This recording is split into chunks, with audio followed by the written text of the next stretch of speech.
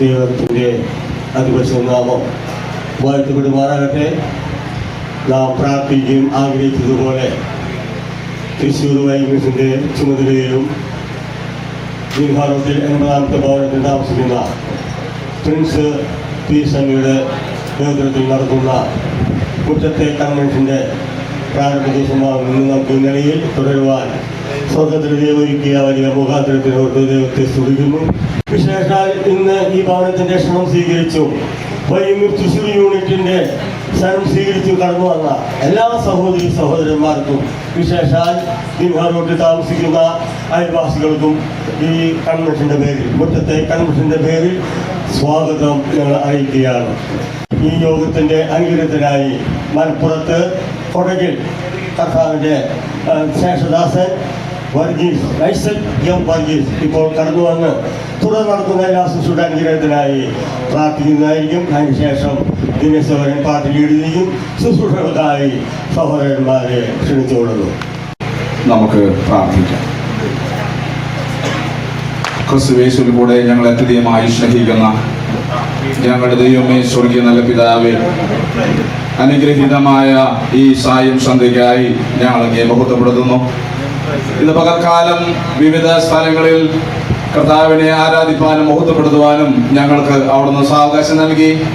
ഈ വൈകിയ വേളയിൽ കർത്താവെ, ഈ ഭവനാങ്കണത്തിൽ കർത്താവിനെ മഹത്വപ്പെടുത്തുവാൻ ഇന്ന് രാത്രികാലം അവിടുന്ന് സാവകാശം തന്നതിനായിട്ട് ഞങ്ങൾ അങ്ങേ സ്തുതിക്കുന്നു. ഞാൻ പാട്ടോടെ യഹോവയെ സ്തുതിക്കും, സങ്കീർത്തനങ്ങളോടെ അവനെ ഘോഷിക്കും എന്ന് ഞങ്ങൾ അവിടുത്തെ വചനത്തിൽ വായിക്കുന്നു. ഇന്ന് പകൽക്കാലം കർത്താവെ, ദൈവസന്നിധിയിൽ ഞങ്ങൾക്കായിരിക്കുമ്പോൾ ഞങ്ങളെ കർത്താവ് ചെയ്ത വൻകാര്യങ്ങളെ കുറിച്ച് പാടുവാനും അവിടുത്തെ വിലയേറിയ വചനം പ്രഘോഷിക്കുവാനും ഈ രാത്രികാലം അവിടുന്ന് സാവകാശം തന്നതിനായിട്ട് ഞങ്ങളങ്ങേ സ്തുതിക്കുന്നു. എൻ മനമേ യഹോവയെ വാഴ്ത്തുക, എന്റെ സർവാന്തരംഗവുമേ അവന്റെ വിശുദ്ധ നാമത്തെ വാഴ്ത്തുക. എൻ മനമേ യഹോവയെ വാഴ്ത്തുക, അവന്റെ ഉപകാരങ്ങളൊന്നും മറക്കരുത് എന്ന് ഞങ്ങൾ ദൈവത്തിൽ വായിക്കുന്നു. കർത്താവേ, ഞങ്ങളുടെ ജീവിതത്തിൽ ഞങ്ങളുടെ കർത്താവ് ചെയ്തതായ വൻകാര്യം എന്ന് പറയുന്നത് ഞങ്ങളെ അവിടുത്തെ മക്കളാക്കി അവകാശികളാക്കി മാറ്റി എന്നുള്ളതാണ്. ആ വളരെ വലിയ സ്നേഹബന്ധത്തിനായിട്ട് ഞങ്ങൾ അങ്ങേ സ്തുതിക്കുകയാണ്. ഇന്ന് രാത്രികാലം കർത്താവെ, അനുഗ്രഹീതമായ ഗാനങ്ങൾ പാടി കർത്താവിനെ മഹത്വപ്പെടുത്തുവാൻ അവിടെ ഇടയാക്കണം എന്ന് പ്രത്യേകമായി പ്രാർത്ഥിക്കുന്നു. അതോടൊപ്പം കർത്താവെ, നടത്തപ്പെടുന്നതായ വചന ശുശ്രൂഷയ്ക്കായും ഞങ്ങൾ ദൈവത്തെ സ്തുതിക്കുകയാണ്. കർത്താവെ, ഉത്സവത്തിന്റെ മഹാദിനമായ ഒടുക്കത്തെ നാളിൽ യേശു നിന്നുകൊണ്ട് ദാഹിക്കുന്നവരെല്ലാം എന്റെ അടുക്കൽ വരട്ടെ, ഇച്ഛിക്കുന്നവൻ ജീവജലം സൗജന്യമായി വാങ്ങട്ടെ എന്ന് ഞങ്ങൾ അവിടുത്തെ വായനത്തിൽ വായിക്കുന്നു. കർത്താവെ, വിശ്വസിക്കുന്നവരിൽ ജീവന്റെ നദികൾ സമൃദ്ധമായി ഒഴുകുമെന്ന് അവിടുന്ന് പറഞ്ഞതിനായിട്ട് തിരുനാമത്തെ സ്തുതിക്കുന്നു. ഇന്ന് രാത്രികാലത്തെ മീറ്റിംഗ് ഏറ്റവും അനുഗ്രഹമായി തീരുവാൻ കർത്താവ് ഇടയാക്കണം. കർത്താവിനെ മഹത്വപ്പെടുന്നതോടൊപ്പം നിരവധി പേർ കർത്താവിനെ കണ്ടെത്തുന്ന ഒരു രാത്രിയായി മാറുവാൻ അവിടുന്ന് ഇടയാക്കണമെന്ന് പ്രത്യേകമായി പ്രാർത്ഥിക്കുന്നു. കർത്താവ് പരിസര പ്രദേശങ്ങളിൽ നിന്ന് കടന്നു വരുവാൻ ആഗ്രഹിക്കുന്ന പ്രിയപ്പെട്ടവരെ അവിടുന്ന് കൂട്ടിവരുത്തണമേ. യാത്രയിലായിരിക്കുമ്പോൾ തക്ക സമയത്ത് എത്തിച്ചേരുവാൻ അവിടുന്ന് കൃപയേക്കണം. ഇന്ന് രാത്രികാലം അവിടുത്തെ വലിയ നാമം ഇന്ന് മഹത്വപ്പെടുത്തുവാൻ ഇടയാകണമെന്ന് പ്രത്യേകമായി പ്രാർത്ഥിക്കുന്നു. കർത്താവെ, ലൈറ്റ് അതുപോലെ തന്നെ മൈക്ക് മറ്റ് എല്ലാവിധമായ സംവിധാനങ്ങളും കൃത്യമായി പ്രവർത്തിപ്പാൻ ഇടയാകണം. കർത്താവെ, പാടുവാൻ കർത്താവെ പ്രിയപ്പെട്ട മക്കൾക്ക് കൃപയാകണം. എല്ലാവിധമായ സിസ്റ്റവും ശരിയായ രീതിയിൽ വർക്ക് ചെയ്യുവാൻ അവിടുത്തെ കൃപയാകണം എന്ന് പ്രത്യേകമായി പ്രാർത്ഥിക്കുന്നു. അവിടുത്തെ വലിയ കൃപ ഞങ്ങൾക്ക് ആവശ്യമാണ്. അവിടുന്ന് എല്ലാം നന്നായി ചെയ്യുന്ന ദൈവമായിരിക്കാൻ ഞങ്ങൾ എന്നെ സ്തുതിക്കുന്നു. ഈ രാത്രികാലം ഞങ്ങൾ എല്ലാവരും അവിടെ സന്നിധിയിൽ താണിരിക്കട്ടെ.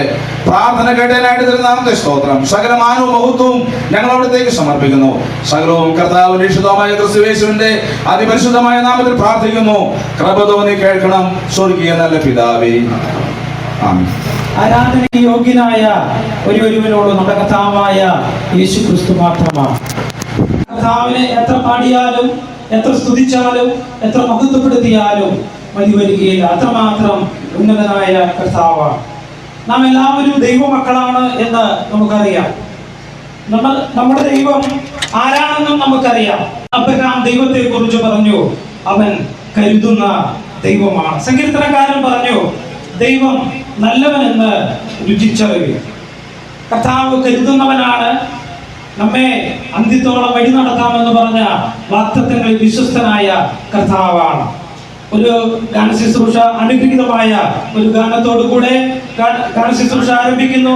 അച്ഛാ പ്രിൻസ് നിനക്കായി കരുതും അവൻ നല്ല ഓഹരി എന്ന ഗാനത്തോടു കൂടെ ഗാനശുശ്രൂഷ ആരംഭിക്കുന്നു.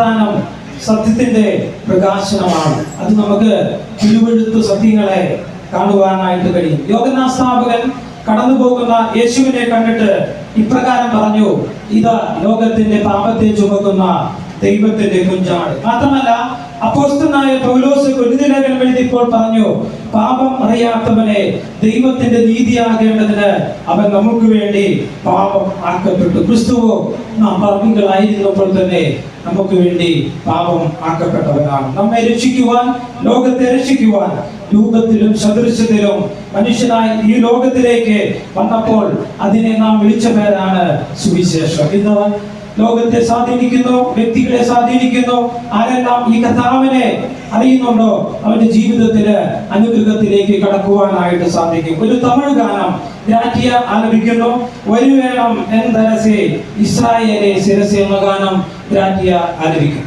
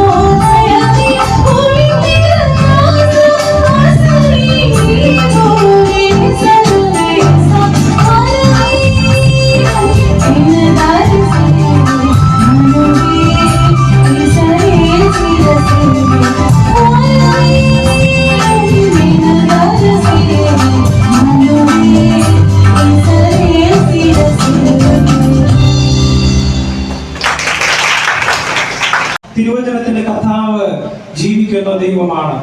തിരുവചനം ദൈവശ്വാസികമാണ്. വ്യത്യസ്ത വ്യക്തികളിൽ കൂടെ വിവിധമായ സാഹചര്യങ്ങളിൽ വിവിധമായ കാലഘട്ടങ്ങളിൽ പരിശുദ്ധാത്മാവ് സന്നിവേശത്താൽ സംഘടിച്ച സംസ്കാര പുസ്തകമാണ്, വിശുദ്ധ വേദ പുസ്തകമാണ് ഈ ദൈവവചനം. വചനത്തിന് മാറ്റമില്ല. ദൈവവചനം മാധുര്യമേറിയതാണ്. അജ്ഞാനികളെ ജ്ഞാനികളാക്കുന്നു, അന്ധന് കാഴ്ച കൊടുക്കുന്നു, ഇരുട്ടിൽ നിന്ന് പ്രകാശം പുറപ്പെടുവിക്കുന്നു. ആശ്രയം നൽകുന്ന ദൈവവചനമാണ്. പാപികളെ ദൈവമക്കളാക്കുന്ന ദൈവവചനമാണ്. നാഥ എത്ര ഉന്നതം, നാഥ നിൻ നാമം എന്ന പാട്ട് നെല്ലിക്കുന്ന് ചർച്ച് ഗ്രൂപ്പ് നമുക്ക് വേണ്ടി ആലപിക്കുന്നതായിരിക്കും. നാഥ എത്ര ഉന്നതം, നാഥ ഉന്നതം നിൻ നാമം.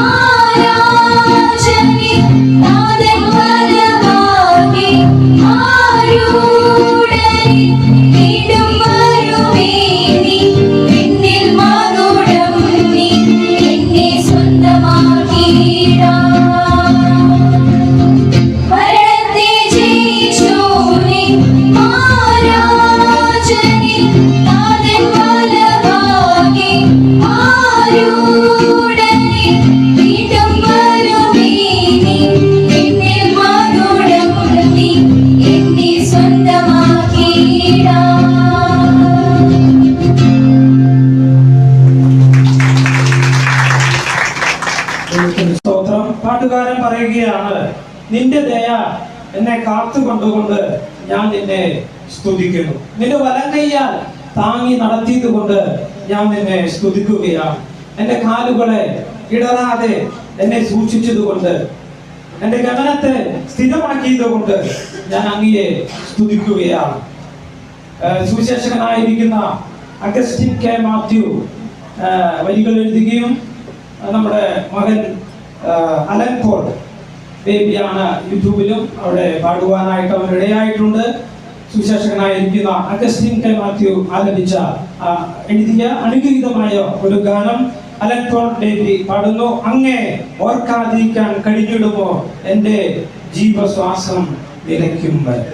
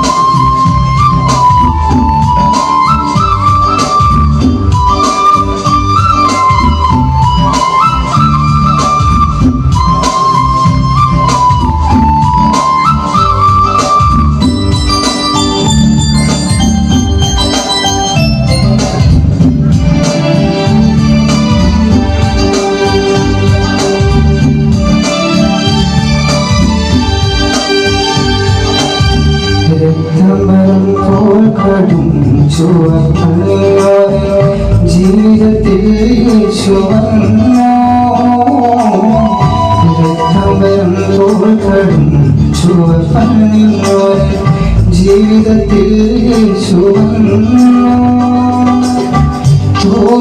പോലെ വെണ്മയ തീർത്തര നന്ദി അർപ്പിക്കുന്നു. പോലെ വെണ്മയ തീർത്തര നന്ദി അർപ്പിക്കുന്നു. നന്ദിനാദായിരം കോടി സ്തോത്രങ്ങളാലും നന്ദിനാദായിരം കോടി സ്തോത്രങ്ങളാലും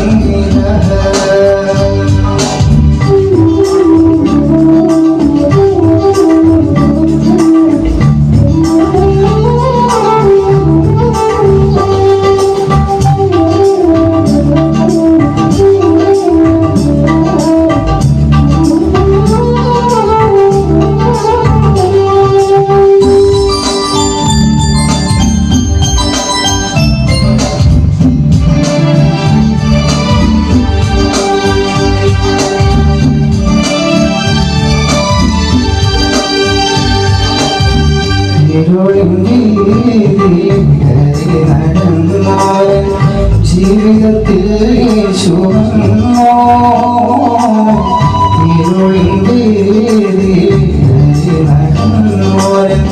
ജീവിതത്തിൽ വഴിയും സത്യവും ജീവനുമായവൻ എന്ന പവിത്രമായി വഴിയും സത്യവും ജീവനുമായവൻ എന്ന പവിത്രമായി നന്ദിനാദായിരം കോടി സ്തോത്രങ്ങളാലും നന്ദിനാദായിരം കോടി സ്തോത്രങ്ങളാലും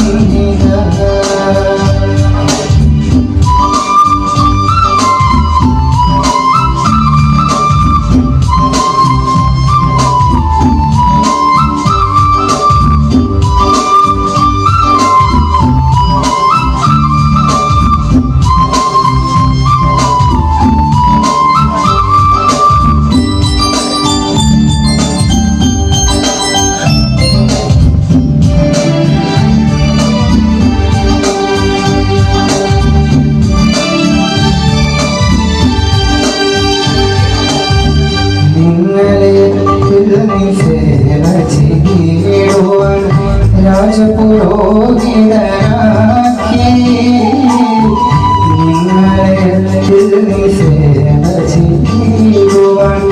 രാജപുരോഹിതനാക്കി കൃത്യടം സ്തോത്രമയാകട്ടെ തിരുമുൻപിലെത്തിക്കുന്നു കൃത്യടം സ്തോത്രമയാകട്ടെ തിരുമുൻപിലെത്തിക്കുന്നു നിനക്കായിരം കോടി സ്തോത്രങ്ങളാലും നിനക്കായിരം കോടി സ്തോത്രങ്ങളാലും അങ്ങേയോർക്കാതെ ഞാൻ കണ്ടിടുമോ മണ്ണിൽ ജീവശ്വാസം നിലയ്ക്കും വരും സ്വന്തം പാടാതിരെ ഞാൻ കണ്ടിടുമോ അങ്ങ് നൽകിയ നന്മകൾ ഓർത്തിടുമ്പോൾ നന്ദി നാദായിരം കോടി സ്തോത്രങ്ങളാലും നന്ദി നാദായിരം കോടി സ്തോത്രങ്ങളാലും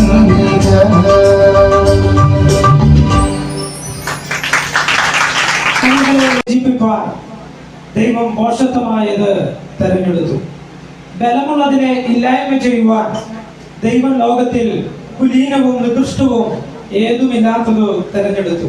പ്രിയമുള്ളവരെ, വാസ്തവമായിട്ട് നമ്മുടെ ഓരോരുത്തരുടെയും ചിത്രമാണ് ഈ വേദഭാഗത്ത് കാണുവാനായിട്ട് സാധിക്കുന്നത്. വലിയവനായ ദൈവം നമ്മെ തിരഞ്ഞെടുത്തു. ഒരു മേന്മയും ഇല്ലാഞ്ഞിട്ട് നമ്മെ സ്നേഹിക്കുവാനായിട്ടിടയായി തീർന്നു. ഒരു ഇംഗ്ലീഷ് ഗാനം ആലപിക്കുന്നു. ജോസഫ് ഷാരോൺ സഹോദരൻ ഒരു ഇംഗ്ലീഷ് ഗാനം ആലപിക്കും.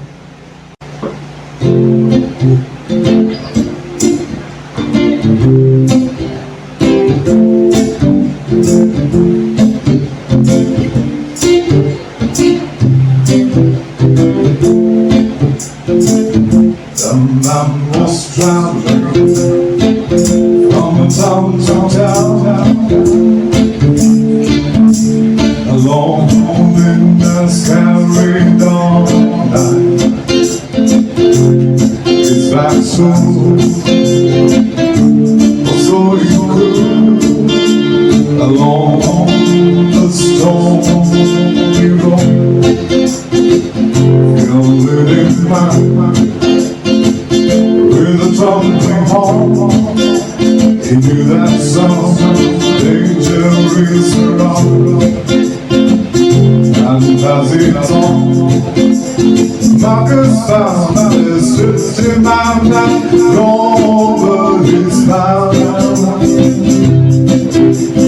Beating up and knocking him down.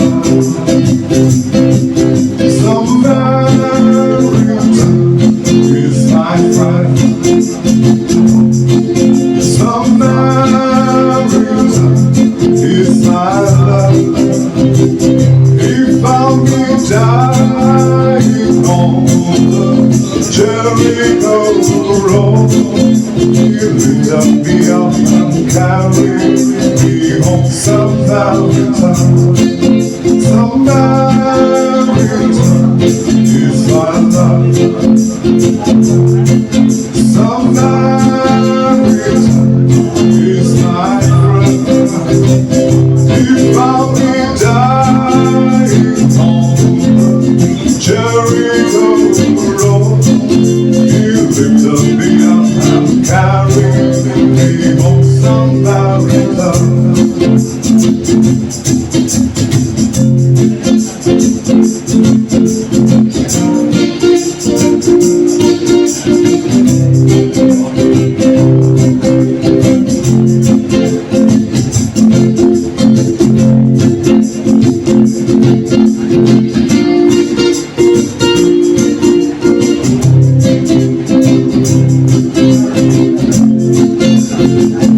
A man was traveling from town to town, alone in this carried on night.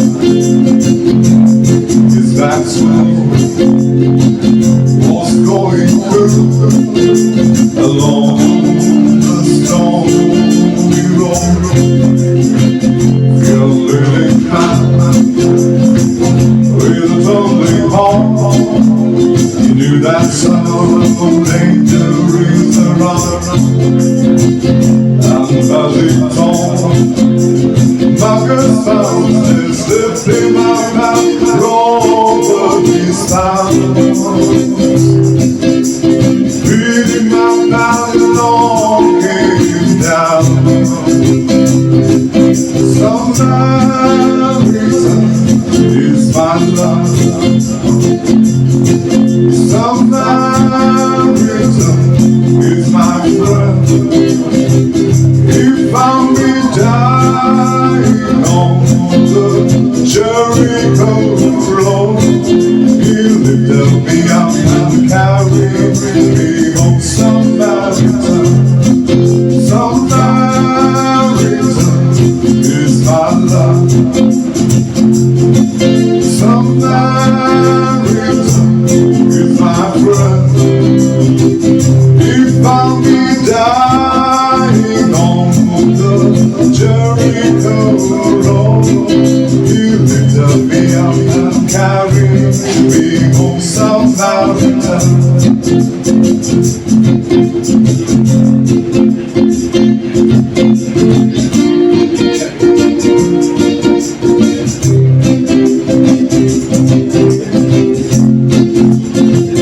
Grasping for breath, lying down there, alone in that scary dawn night. There was the priest who came that way, so he must ran away. And the Levite who passed that way, so he ran the other way. A stranger came, despised one, so he matches with his eyes. He poured the oil and the wine. Some reason is my love.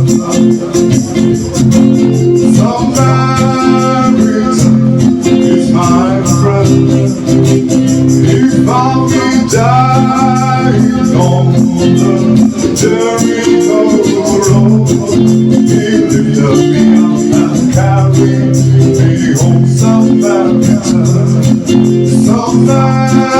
reason is my love. Some reason is my friend. He found me dying on the Jericho road.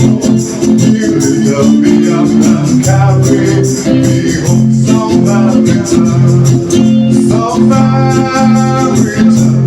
is my love. Some reason is my friend. He found me dying on the Jericho road. He lifted me up and carried me home. Some reason. മൂന്ന് സ്നേഹിതന്മാര് ഉണ്ടായതായിട്ട് കാണുവാൻ സാധിക്കുന്നുണ്ട്. ആ സ്നേഹിതന്മാരെ പറ്റി യോബ് പറയുന്ന വാക്ക് ഇങ്ങനെയാണ്: നിങ്ങളൊക്കെ വ്യസനിപ്പിക്കുന്ന ആശ്വാസകന്മാരത്രേ. അവര് സ്നേഹിതന്മാരായിരിക്കെ തന്നെ യോബിനെ മനസ്സിലാക്കുവാനോ യോബിന്റെ ജീവിതത്തെ സംബന്ധിച്ച് എന്താണെന്ന് തിരിച്ചറിയുവാനോ കഴിയാതെ പോയി. നമുക്ക് ഈ ലോകത്ത് സ്നേഹിതന്മാരുണ്ട്, പക്ഷേ ദുഃഖങ്ങളും വേദനകളും അറിയുന്നതിനൊരു പരിധിയുണ്ട്, പരിമിതികളുണ്ട്. എന്നാൽ നമ്മെ അറിയുന്ന ഒരു ദൈവമുണ്ട്, നമ്മെ കേൾക്കുന്ന ഒരു ദൈവമുണ്ട്, നമ്മുടെ എല്ലാ വിഷയവും അറിയുന്ന ഒരു ദൈവം, നല്ല സ്നേഹിതൻ, ഉത്തമ കൂട്ടാളിയായ കർത്താവായ യേശു ക്രിസ്തു. ഒരു അനുഗ്രഹീതമായ ഗാനം സാന്ദ്ര സണ്ണി പാടുന്നു. ഇത്രമേൽ ഇത്രമേൽ എന്നെ സ്നേഹിച്ചു.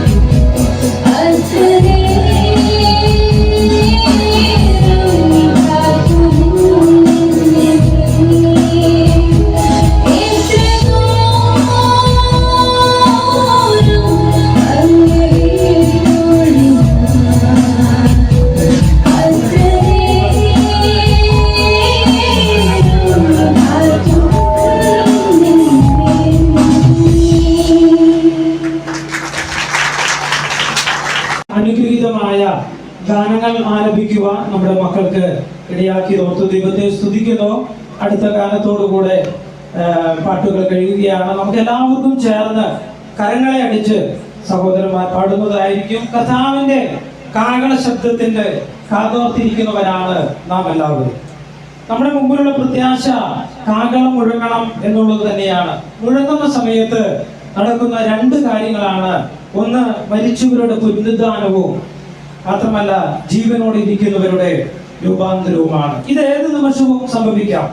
അതാണ് നമ്മുടെ പ്രത്യാശ. ക്ലേശം തീർന്ന് നിന്ന കഷ്ടത പരിഹാസമെല്ലാം തീരാൻ കാലമായിരിക്കുക. കാന്തന്റെ വരവിനെ ഓർത്ത് സമീപമായിരിക്കുക. ഒരുങ്ങി നിന്ന് കർത്താവിനോട് വാഴുവാനായിട്ട് അധിക നാളുകളില്ല. അനുഗ്രഹീതമായ ഗാനം നമുക്ക് എല്ലാവർക്കും ചേർന്ന് നമ്മുടെ കരങ്ങളെ അടിച്ചു പാടാം. രാജാതിരാജൻ മഹിമയോടെ വാനമേഘത്തിൽ എഴുന്നള്ളാറ്. രാജാതിരാജൻ മഹിമയോടെ വാനമേഘത്തിൽ എഴുന്നള്ളാറ്. രാജാതിരാജൻ മഹിമയോടെ വാനമേഘത്തിൽ എഴുന്നള്ളാറ്. നിത്യവും വസിപ്പാൻ വശമൊരുക്കാൻ പോയ പ്രിയക്കാർ. നിത്യവും വസിപ്പാൻ വശമൊരുക്കാൻ പോയ പ്രിയക്കാർ.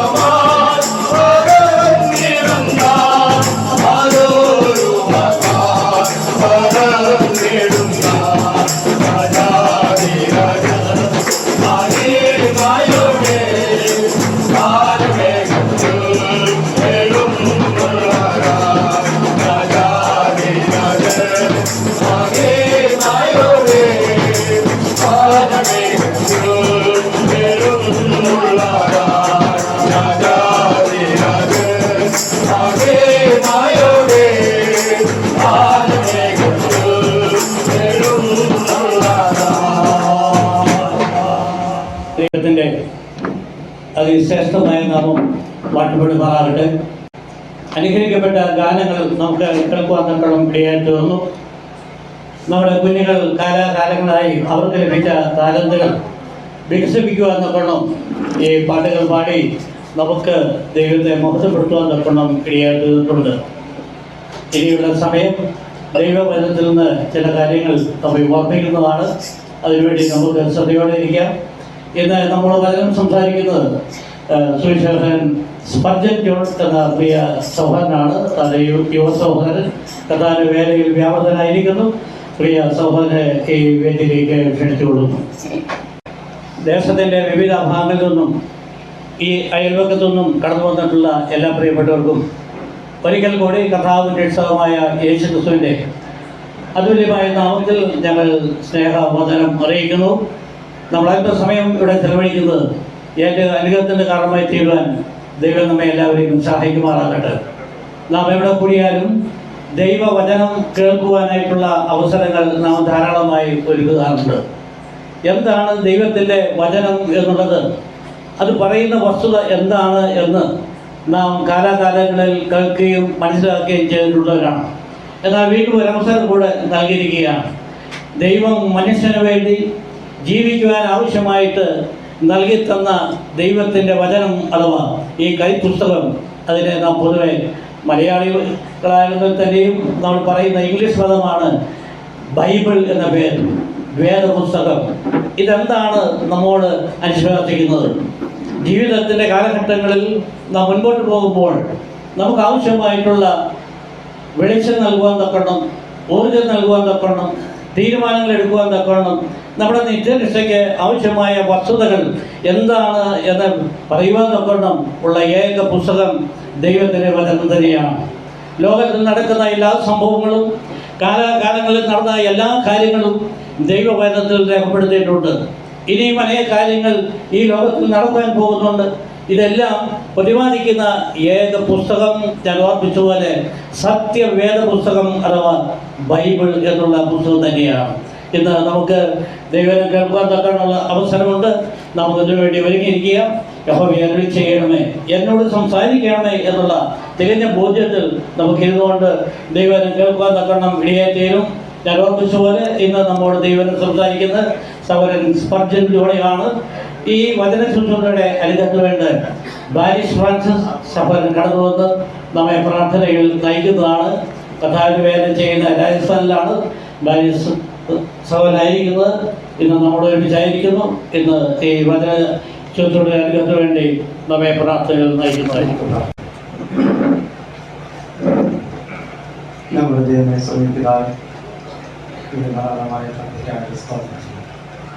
ഇന്ന് പകൽക്കാലം നാം തങ്ങളുടെ വിവിധ സ്ഥാനങ്ങളിൽ ആരാധിക്കുവാൻ, അങ്ങനെ കുരിശുമരണത്തെ ഓർക്കുവാൻ, അങ്ങനെ മഹത്വത്തെ ഓർക്കുവാൻ തക്കോണം, നമ്മുടെ പ്രത്യാശയെ പുതുക്കുവാൻ തക്കോണം ഞങ്ങളെ സഹായിച്ചവരെ കഴിക്കാൻ ഈ രാത്രി സമയം കർത്താവെ അങ്ങനെ ദാസൻ പ്രിയ പ്രിൻസ് സൗന്ദര്യ മുറ്റത്ത് ഈ രീതിയിൽ ഒരു കൺവെൻഷൻ ക്രമീകരിക്കുവാൻ തൊപ്പം സ്വർഗത്തിലെ ദൈവത്തിന് പ്രസാദം തോന്നി അതിനാൽ എന്നോട് ഇത്രയും നേരം ഞങ്ങൾ കർത്താവെ അനുഗ്രഹമായ പാട്ടുകൾ പാടി അങ്ങയെ ബോധപ്പെടുത്തുകയായിരുന്നു. ഞങ്ങൾ പ്രത്യാശയെ പുതുക്കുന്ന, ഞങ്ങളെ ആശയെ വർദ്ധിപ്പിക്കുന്ന, അതുപോലെ ഞങ്ങൾക്ക് ആശ്വാസം പകരുന്ന, ഞങ്ങളെ കരുതുന്ന കർത്താവിനെ കുറിച്ച് പാടുവാനുള്ള കൃപകളെ ഞങ്ങളുടെ മക്കൾക്ക് അങ്ങ് നൽകി അതിനായിട്ട് മുന്നോട്ട് സ്തോത്രം ചെയ്യും. ഇപ്പോൾ ഈ കടന്നു വന്ന ദിനത്തിനായിട്ട് മുന്നോട്ട് സ്തോത്രം ചെയ്യും. കർത്താവെ അങ്ങയുടെ പുത്രനും ഞങ്ങളുടെ രക്ഷകമായ കർത്താവായ യേശുക്രിസ്തുവിനായ സ്തോത്രം. യേശുക്രിസ്തു നിവർത്തിച്ച ക്രൂശിലെ യാഗത്തെക്കുറിച്ച് പ്രസ്താവിക്കുവാൻ, സുവിശേഷം ഈ ദേശത്തോട് പ്രസ്താവിക്കുവാൻ തക്കവണ്ണം ഞങ്ങളുടെ ദാസന് ആവശ്യമായ എല്ലാ കൃപയും നീ സഹായിക്കണം. അങ്ങയുടെ വചനത്തിൽ വായിക്കുന്ന പോലെ ദേശമേ ദേശമേ യഹോവയുടെ വചനം കേൾക്കുക. ഈ രീതിയിൽ ഈ ദിനാൾ റോഡുകളെ എല്ലാവരോടും അങ്ങനെ ജീവിക്കുന്ന ആ ജീവനുള്ള ദൈവത്തിൻ്റെ ജീവനുള്ള വചനം സ്ഥാപിക്കുവാൻ തക്കവണ്ണം ഞങ്ങളുടെ ദാസന് ആവശ്യമായ എല്ലാ കൃപയും നീ സഹായിക്കണം. അങ്ങ് പ്രാർത്ഥിച്ചതുപോലെ സത്യത്താൽ അവരെ വിശുദ്ധീകരിക്കുന്നു. നിന്റെ വചനം സത്യമായ ആ വചനം ഈ ദേശത്തോട് അങ്ങ് പ്രസ്താവിക്കുമ്പോൾ കർത്താവെ അങ്ങ് ജനത്തെ വിശുദ്ധീകരിക്കുന്നു. പാപത്തിൽ നിന്ന്, അവരുടെ ദുഷ്ടപ്രവൃത്തിയിൽ നിന്ന് വിടുവിച്ച് പാപബോധങ്ങളായി പരിശുദ്ധാത്മ അവരെ രക്ഷയിലേക്ക് നയിക്കുവാൻ തക്കവണ്ണം വചനം അങ്ങയുടെ ദാസനെ അങ്ങ് നൽകണം എന്ന് പ്രാർത്ഥിക്കുന്നു. ദാസനെ അങ്ങയുടെ കയ്യിലേക്ക് പ്രമേൽപ്പിക്കുന്നു. എല്ലാ മുഖാന്തരങ്ങളും അങ്ങ് അനുഗ്രഹിക്കണം. അങ്ങയുടെ ദാസൻ പരിശുദ്ധാത്മാവിൽ അങ്ങനെ സംസാരിക്കുമ്പോൾ കേൾവിക്കാർക്ക് ആത്മാവിൽ നിലവിൽ അനുഭവിച്ച് വചനം ഹൃദയങ്ങളിലേക്ക് ഇറങ്ങി ചെല്ലുവാൻ, രക്ഷിക്കപ്പെടാത്തവർ രക്ഷിക്കപ്പെടുവാനായിട്ട്, പിന്മാറ്റക്കാർ അങ്ങയിലേക്ക് കടന്നു വരുവാനായിട്ട്, വിശ്വാസികൾ പുതുക്കം പ്രാപിക്കുവാൻ, ആശയിൽ ഉറയ്ക്കുവാൻ, വിശ്വാസത്തിൽ ഫലപ്പെടുവാൻ ദയാക്കണമെന്ന് പ്രാർത്ഥിക്കുന്നു. ഞങ്ങൾക്ക് നൽകിയ എല്ലാ കൃപയ്ക്കായി നന്ദിയോടെ സ്തോത്രം ചെയ്യുന്നു. ഈ മീറ്റിങ്ങിനെ, ഈ വചന ശുശ്രൂഷയെ അങ്ങയുടെ കയ്യിലേക്ക് ബലമേൽപ്പിച്ചുകൊണ്ട് കർത്താവായ യേശുക്രിസ്തുവിന്റെ നാമത്തിൽ പ്രാർത്ഥിക്കുന്നു. കൃപയുണ്ടായി സ്വീകരിക്കണമേ സ്വർഗീയ പിതാവേ. സന്നിഹിതരായിരിക്കുന്ന എല്ലാ പ്രിയപ്പെട്ടവർക്കും കർത്താവായ യേശുക്രിസ്തുവിന്റെ നാമത്തിലുള്ള സ്നേഹവന്ദനം അറിയിക്കുന്നു. ഞാൻ പ്രാരംഭത്തിലൊരു വാക്യം വായിക്കുവാനായിട്ട് ആഗ്രഹിക്കുകയാണ്. ഇന്നത്തെ ചിന്തയ്ക്ക് ആധാരമായ വാക്യം ഞാൻ വായിക്കുവാൻ ആഗ്രഹിക്കുന്നു. അത് 2 കൊരിന്ത്യർ പുസ്തകം 5-ാമത്തെ അധ്യായത്തിൽ നിന്നാണ്. 2 കൊരിന്ത്യർ ലേഖനം 5-ാമത്തെ അധ്യായം അതിൻ്റെ 20-ാമത്തെ വാക്യത്തിൽ ഇങ്ങനെയാണ് വായിക്കുന്നത്: ആകയാൽ ഞങ്ങൾ ക്രിസ്തുവിന് വേണ്ടി സ്ഥാനാപതികളായി ദൈവത്തോട് നിരന്നുകൊള്ളുവിനെന്ന് ക്രിസ്തുവിന് പകരം അപേക്ഷിക്കുന്നു. അത് ദൈവം ഞങ്ങൾ മുഖാന്തരം പ്രബോധിപ്പിക്കുന്നത് പോലെ ആകണം. ദൈവം നമ്മെ ധാരാളമായിട്ട് സഹായിക്കുന്ന വിവിധ സഭകളിൽ നിന്നും ധാരാളം പ്രിയപ്പെട്ടവർ ദൂരം താണ്ടി ഇവിടെ കടന്നു വന്നിട്ടുണ്ട്. എല്ലാവർക്കും ആവശ്യമായ ദൈവവചനം മുൻപിലുള്ള സമയം കൊണ്ട് നമുക്ക് ആവശ്യമായ നിലയിൽ തന്നെ ലഭിക്കുവാൻ കർത്താവ് സംഗതിയാകട്ടെ എന്നാണ് ഞാൻ കർത്താവിൽ ആശിക്കുകയും പ്രത്യാശിക്കുകയും ചെയ്യും. നമ്മുടെ വീടുകളിലൊക്കെ സാധാരണ നിലയിൽ പലതരത്തിലുള്ള പ്രശ്നങ്ങൾ സംഭവിക്കാറുണ്ട്.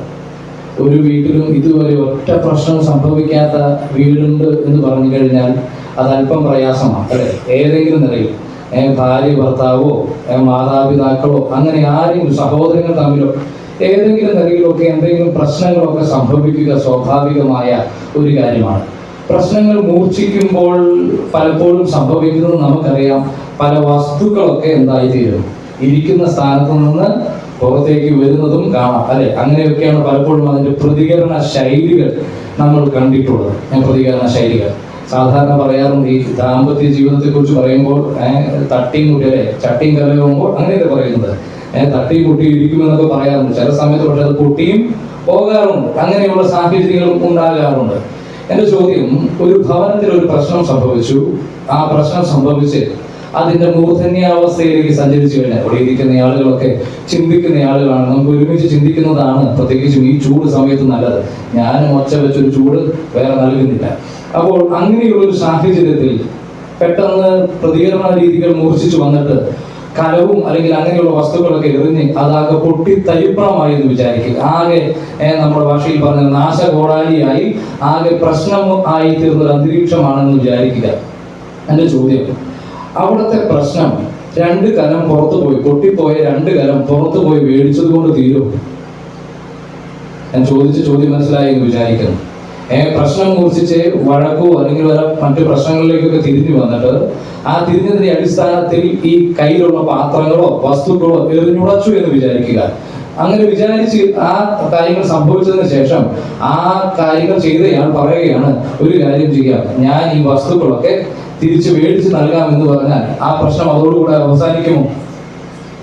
ഇനി നിങ്ങൾ അയൽ പിടിക്കുമ്പോൾ എനിക്കറിയാം നമ്മുടെ വീട്ടിൽ അങ്ങനെ ഇല്ല എന്ന് പറഞ്ഞാൽ നമ്മുടെ വീട്ടിൽ പ്രശ്നമുണ്ടെന്ന് ഞാൻ വിചാരിച്ചാലോ. അതുകൊണ്ട് വേറെ ഒരു വിഷയത്തിലേക്ക് പോകാം.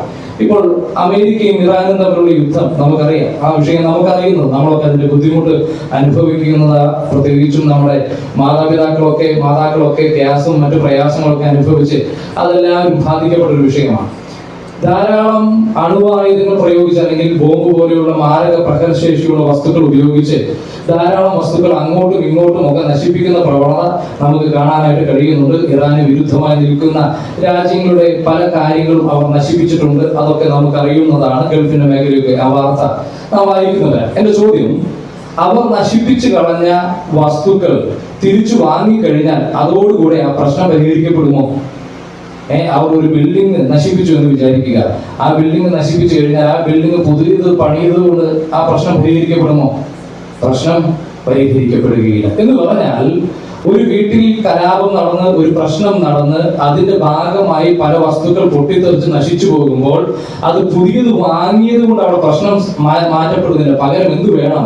ശരിയായ വിധത്തിൽ പ്രശ്നത്തിന്റെ മൂല കാരണം എന്താണെന്ന് മനസ്സിലാക്കി പരിഹരിക്കണം. പലപ്പോഴും പ്രശ്നത്തിന്റെ കാരണം എന്ന് പറയുന്നത് ബന്ധങ്ങൾ തമ്മിൽ എന്ത് വന്നു?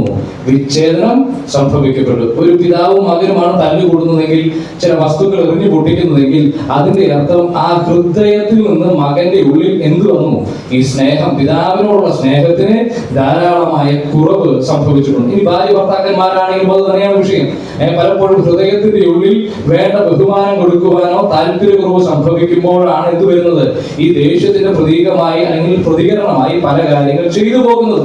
ഇതുപോലെ തന്നെ ഞാൻ നേരത്തെ പറഞ്ഞ US-ഉം ഇറാനും തമ്മിലുള്ള യുദ്ധവും അവിടെയും ഈ പ്രശ്നം പരിഹരിക്കപ്പെടുന്നത് ഏതെങ്കിലും വസ്തുക്കൾ ഉണ്ടാക്കി കൊടുത്തത് കൊണ്ടോ ഒരു അന്തർവാഹിനി കപ്പൽ വാങ്ങി കൊടുത്തത് കൊണ്ടോ സ്പോൺസർ ചെയ്തത് കൊണ്ടോ ആ പ്രശ്നം പരിഹരിക്കപ്പെടുന്നില്ല. പകരം എന്ത് വേണം?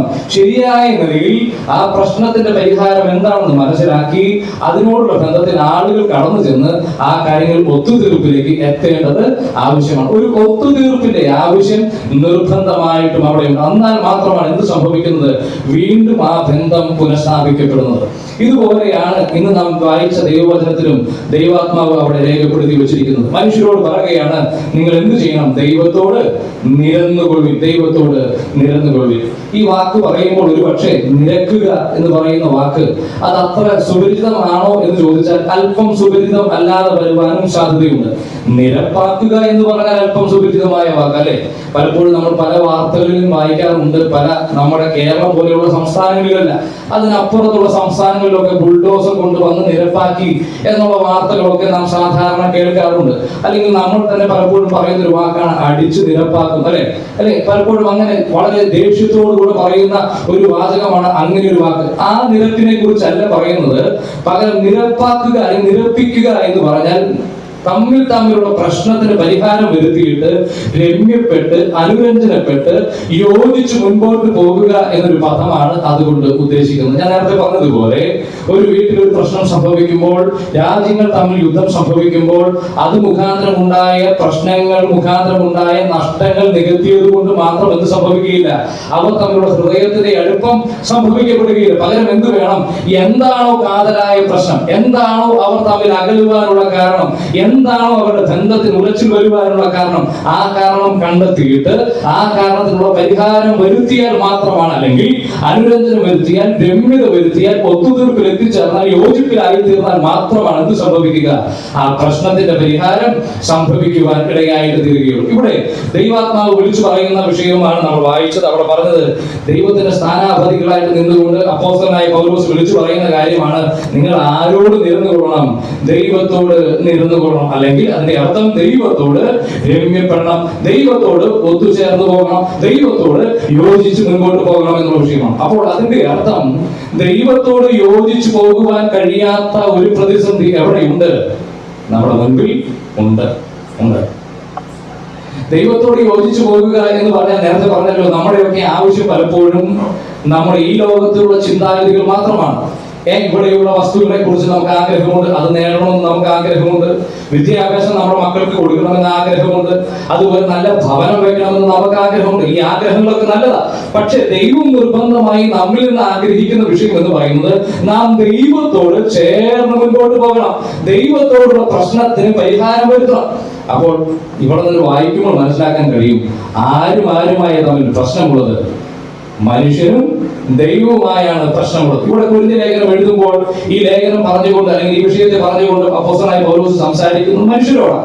അപ്പോൾ മനുഷ്യരോടുള്ള ബന്ധത്തിൽ പറയുകയാണ്, സഹോദര സഹോദരി അല്ലെങ്കിൽ മനുഷ്യ, നീ ദൈവവുമായിട്ടുള്ള പ്രശ്നത്തിന് ഒരു പരിഹാരം വരുത്തണം എന്നുള്ള കാര്യം കൃത്യമായിട്ട് രേഖപ്പെടുത്തി പറഞ്ഞുകൊണ്ടാണ് അപ്പോസ്തലനായ പൗലോസ് ആ വിഷയം അവിടെ പറയുന്നത്. ഞാൻ നേരത്തെ സൂചിപ്പിച്ചല്ലോ, എപ്പോഴാണ് നിരപ്പ് വരാതിരിക്കുന്നത്, എപ്പോഴാണ് ഈ പ്രശ്നം സംഭവിക്കുന്നത്?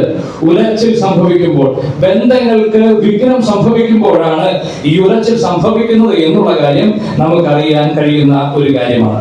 നമുക്ക് വേദപുസ്തകത്തിൽ ധാരാളം വാക്യങ്ങളുണ്ട്. ആ വാക്യങ്ങൾ മുഴുവൻ വായിക്കുവാനായിട്ട് ഞാൻ ആഗ്രഹിക്കുന്നില്ല. എന്നാൽ തന്നെ ഒരു വാക്യം അതിനുള്ള ബന്ധത്തിൽ ഞാൻ വായിക്കുവാൻ ആഗ്രഹിക്കുന്നത് റോമാലേഖനം 5-ാമത്തെ അധ്യായം. ബൈബിളിലുള്ള ആളുകൾ അതെടുക്കുന്നത് സഹായകമാണ്. ബൈബിളിൽ നിന്നാണ് മുഴുവൻ വിഷയവും പറയുവാനായിട്ട് ഞാൻ ആഗ്രഹിക്കുന്നത്. റോമാലേഖനം 5-ാമത്തെ അധ്യായത്തിലേക്ക് കടന്നു വരുമ്പോൾ അവിടെ 10-ാമത്തെ വാക്യത്തിൽ ഈ നിരപ്പ് ആർക്കാണ് ലഭിക്കുന്നത് അല്ലെങ്കിൽ ആർക്കാണ് ഈ നിരപ്പ് വേണ്ടത് എന്നുള്ള കാര്യം അവിടെ അപ്പോസ്തലനായ പൗലോസ് വീണ്ടും ആവർത്തിക്കുന്നുണ്ട്. റോമാലേഖനം 5-ാമത്തെ അധ്യായം അതിന്റെ 10-ാമത്തെ വാക്യത്തിൽ ഇങ്ങനെയാണ് വായിക്കുന്നത്: ശത്രുക്കളായിരിക്കുമ്പോൾ തന്നെ നമുക്ക് അവന്റെ പുത്രന്റെ മരണത്താൽ ദൈവത്തോട് നിരപ്പ് വന്നു എങ്കിൽ ഇതിനു ശേഷം നാം അവന്റെ ജീവനിൽ എത്ര അധികമായി രക്ഷിക്കപ്പെടും.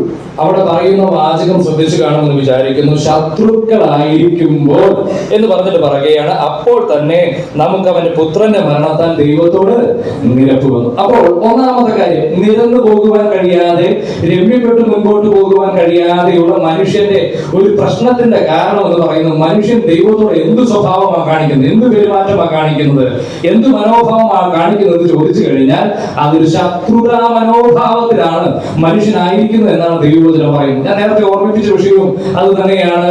ശത്രുക്കളായിരിക്കുമ്പോഴാണ് പലപ്പോഴും എന്ത് വരുന്നത്, പ്രശ്നം വരുന്നത്, തമ്മിൽ വിള്ളൽ വരുന്നത്, സ്നേഹത്തിന് കുറവ് വരുന്നത്. അപ്പോൾ ശത്രു സ്വഭാവത്തിൽ നിൽക്കുന്ന മനുഷ്യനോടുള്ള ബന്ധത്തിലാണ് ഇവിടെ ദൈവാത്മാവ് പറയുന്നത്, നിങ്ങൾ ശത്രുക്കളായി പ്രവർത്തിക്കുന്നത് കൊണ്ട്, ശത്രുവായി ദൈവത്തോട് നിൽക്കുന്നത് കൊണ്ട്, ദൈവത്തിന് ഇഷ്ടമില്ലാത്ത കാര്യങ്ങൾ നിങ്ങൾ പ്രവർത്തിക്കുന്നത് കൊണ്ട്, ആ കാര്യങ്ങൾ ഉപേക്ഷിച്ചുകൊണ്ട് ദൈവത്തിൽ നിന്ന് ശത്രുതാ മനോഭാവത്തിൽ നിന്ന് മാറി ദൈവത്തോട് രമ്യപ്പെടുക, ദൈവത്തോട് നിരക്കുക എന്ന കാര്യമാണ് അവിടെ വേദപുസ്തകത്തിൽ പറയുന്നത്. നമുക്കറിയാം, ഈ നാളുകളിലൊക്കെ നാം വായിക്കുന്ന വാർത്തകളിൽ നിന്ന് തന്നെ ഈ വിഷയം വളരെ കൃത്യമായിട്ട് മനസ്സിലാക്കുവാൻ കഴിയുന്ന കാര്യമാണ്. കഴിഞ്ഞ ദിവസം നമ്മളൊക്കെ വാർത്തയിൽ കണ്ട ഒരു വാർത്തയാണല്ലോ, മകൻ അമ്മയെ കൊന്നത്. നിങ്ങളും അത് വായിച്ചു കാണും എന്നാണ് ഞാൻ വിചാരിക്കുന്നത്.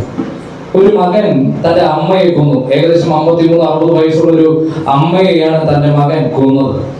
വിദേശത്ത് അല്ലെങ്കിൽ വിദേശത്താണോ അല്പം സ്വദേശത്ത്, എന്തായാലും കേരളത്തിലല്ല, അല്പം ദൂര സ്ഥലത്ത് നിന്ന് കടന്നു വന്ന മകൻ അമ്മയുമായി വാക്കുതർക്കം ഉണ്ടായിട്ടാണ് എന്ത് ചെയ്തത്, ആ മകനെ കൊന്നത്. ഞാൻ ഇങ്ങനെ ചിന്തിച്ചു പോയി, എത്രയും താല്പര്യത്തോടു കൂടെയും കഷ്ടപ്പെടും അവർ അധ്വാനിക്കുന്ന ഒരു സഹോദരിയാണ്. ആ സഹോദരി തന്റെ ശ്രമങ്ങൾ മുഴുവൻ, അധ്വാനങ്ങൾ മുഴുവൻ ആ കുഞ്ഞിന് വേണ്ടി താൻ പരിശ്രമിച്ച് കുഞ്ഞിനെ പഠിപ്പിക്കുവാൻ ശ്രമിക്കുമ്പോൾ എത്രയും സ്വപ്നങ്ങളായിരിക്കാം ആ മാതാവിന്റെ ഹൃദയത്തിൽ ഉണ്ടായിരിക്കുക. പക്ഷെ ആ മാതാവ് ഈ പറയുന്ന അതേ മകനാൽ തന്നെ കൊല്ലപ്പെടുകയാണ്. അതിന്റെ താഴെ വന്ന ഒരു കമന്റ് ഇങ്ങനെയാണ്: എന്താ കാരണമെന്ന് മനസ്സിലായോ, എന്താ ആരിലാണ് കുറ്റം എന്നറിയാമോ എന്നൊരു ചോദ്യം അതിന്റെ താഴെ ഒരു കമന്റ് ആയിട്ട് വന്നു. ഉടനെ തന്നെ അതിന്റെ താഴെ മറ്റൊരു മറുപടിയാണ്: എന്താ ഇങ്ങനെ ഒരു ചോദ്യം, വാർത്ത കണ്ടാൽ മനസ്സിലാകില്ലേ എന്നാണ് ചോദ്യം വന്നത്. നമ്മളൊക്കെ സ്വാഭാവികമായി ചോദിക്കും, അല്ലെ, ഒരു അമ്മ മരണപ്പെട്ടിരിക്കുന്നു, ഒരു കുഞ്ഞ് അതിന് ഉത്തരവാദിയായിരിക്കുന്നു, ഒരു 19 വയസ്സുള്ള മകനാണ്, ആ മകൻ ആ അമ്മയെ കൊലപാതകം ചെയ്തിരിക്കുക. അപ്പോൾ അങ്ങനെയുള്ള സാഹചര്യത്തിൽ ഒരു ചോദ്യം വരിക, എവിടെയാ പ്രശ്നമെന്ന് അറിയാമോ എന്നൊരു ചോദ്യം വന്നു കഴിഞ്ഞാൽ നാമും സ്വാഭാവികമായി അല്പം ദേഷ്യപ്പെട്ടു പോകും. എന്തൊരു ചോദ്യമായി ഈ ചോദ്യം, മര്യാദയ്ക്ക് ചോദിച്ചുകൂടെ എന്ന് ചോദിച്ചപ്പോൾ അതിന് താഴെ മറ്റൊരു വ്യക്തി എഴുതിയിരിക്കുന്ന കമന്റ് ഇങ്ങനെയാണ്: അമ്മ അമ്മമാർ മകനെയും കൊല്ലുന്ന കാലഘട്ടത്തിലാണ് നാം ജീവിക്കുന്നത്. അതുകൊണ്ട് ആ ചോദ്യത്തിന് എന്തുണ്ട്? പ്രസക്തിയുണ്ട്.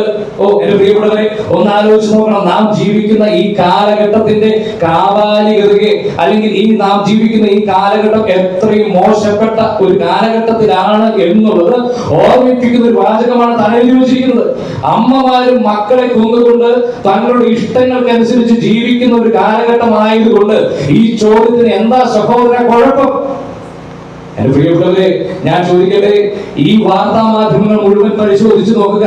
ഏതൊക്കെ വാർത്താ മാധ്യമങ്ങൾ മുഴുവൻ പരിശോധിച്ചാലും നമുക്ക് ഒന്നേ പറയുവാനുള്ളൂ, ഇതൊന്നും ദൈവിക സ്വഭാവമല്ല, ദൈവിക ഇഷ്ടത്തിനനുസരിച്ച് പ്രവർത്തിക്കുന്ന സ്വഭാവമല്ല. പിന്നെ എങ്ങനെയാ? കാപാലിക സ്വഭാവത്തിന്റെ ലക്ഷണം.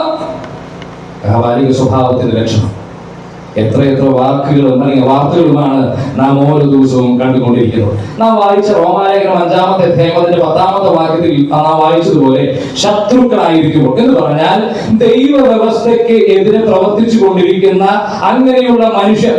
നാം എല്ലാവരും നമ്മെ ഒന്ന് പരിശോധിച്ചു കഴിഞ്ഞാൽ നമുക്ക് തന്നെ മനസ്സിലാക്കുവാൻ കഴിയുന്ന കാര്യമാണ്, നമ്മുടെ ഉള്ളിലൊക്കെ തന്നെ എന്തുണ്ട്? ഈ സ്വഭാവമുണ്ട്.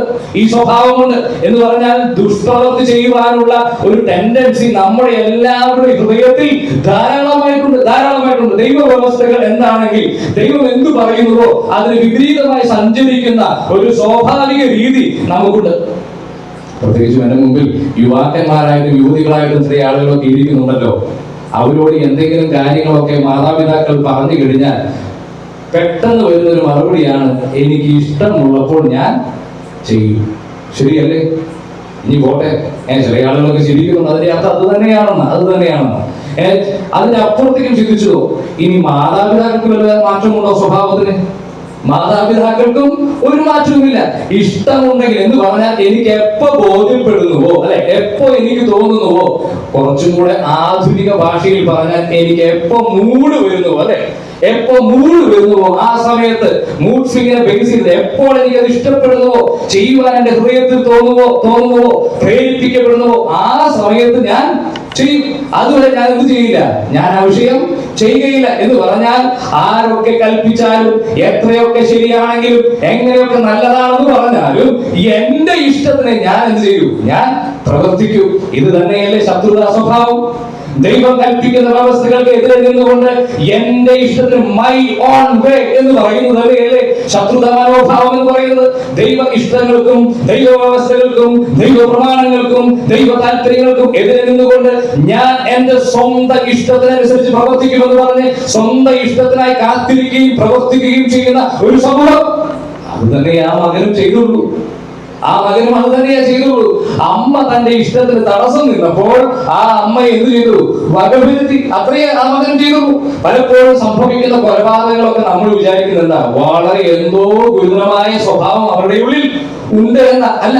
അവരുടെ ഇഷ്ടങ്ങൾക്കെതിരെ നിൽക്കുമ്പോൾ, അവരുടെ താല്പര്യങ്ങൾക്കെതിരെ നിൽക്കുമ്പോൾ, അവർ ആഗ്രഹിക്കുന്നത് നടക്കാതെ വരുമ്പോൾ, അവർ ചിന്തിക്കുന്ന പോലെ കാര്യങ്ങൾ മുൻപോട്ട് പോകാതെ വരുമ്പോൾ അതിനെതിരെ പ്രതികരിച്ചു പോകുന്നത് പലപ്പോഴും പല കൊലപാതകങ്ങൾ സംഭവിക്കുന്നത്, പലതരത്തിലുള്ള ദുരന്ത വാർത്തകൾ സംഭവിക്കുന്നത്.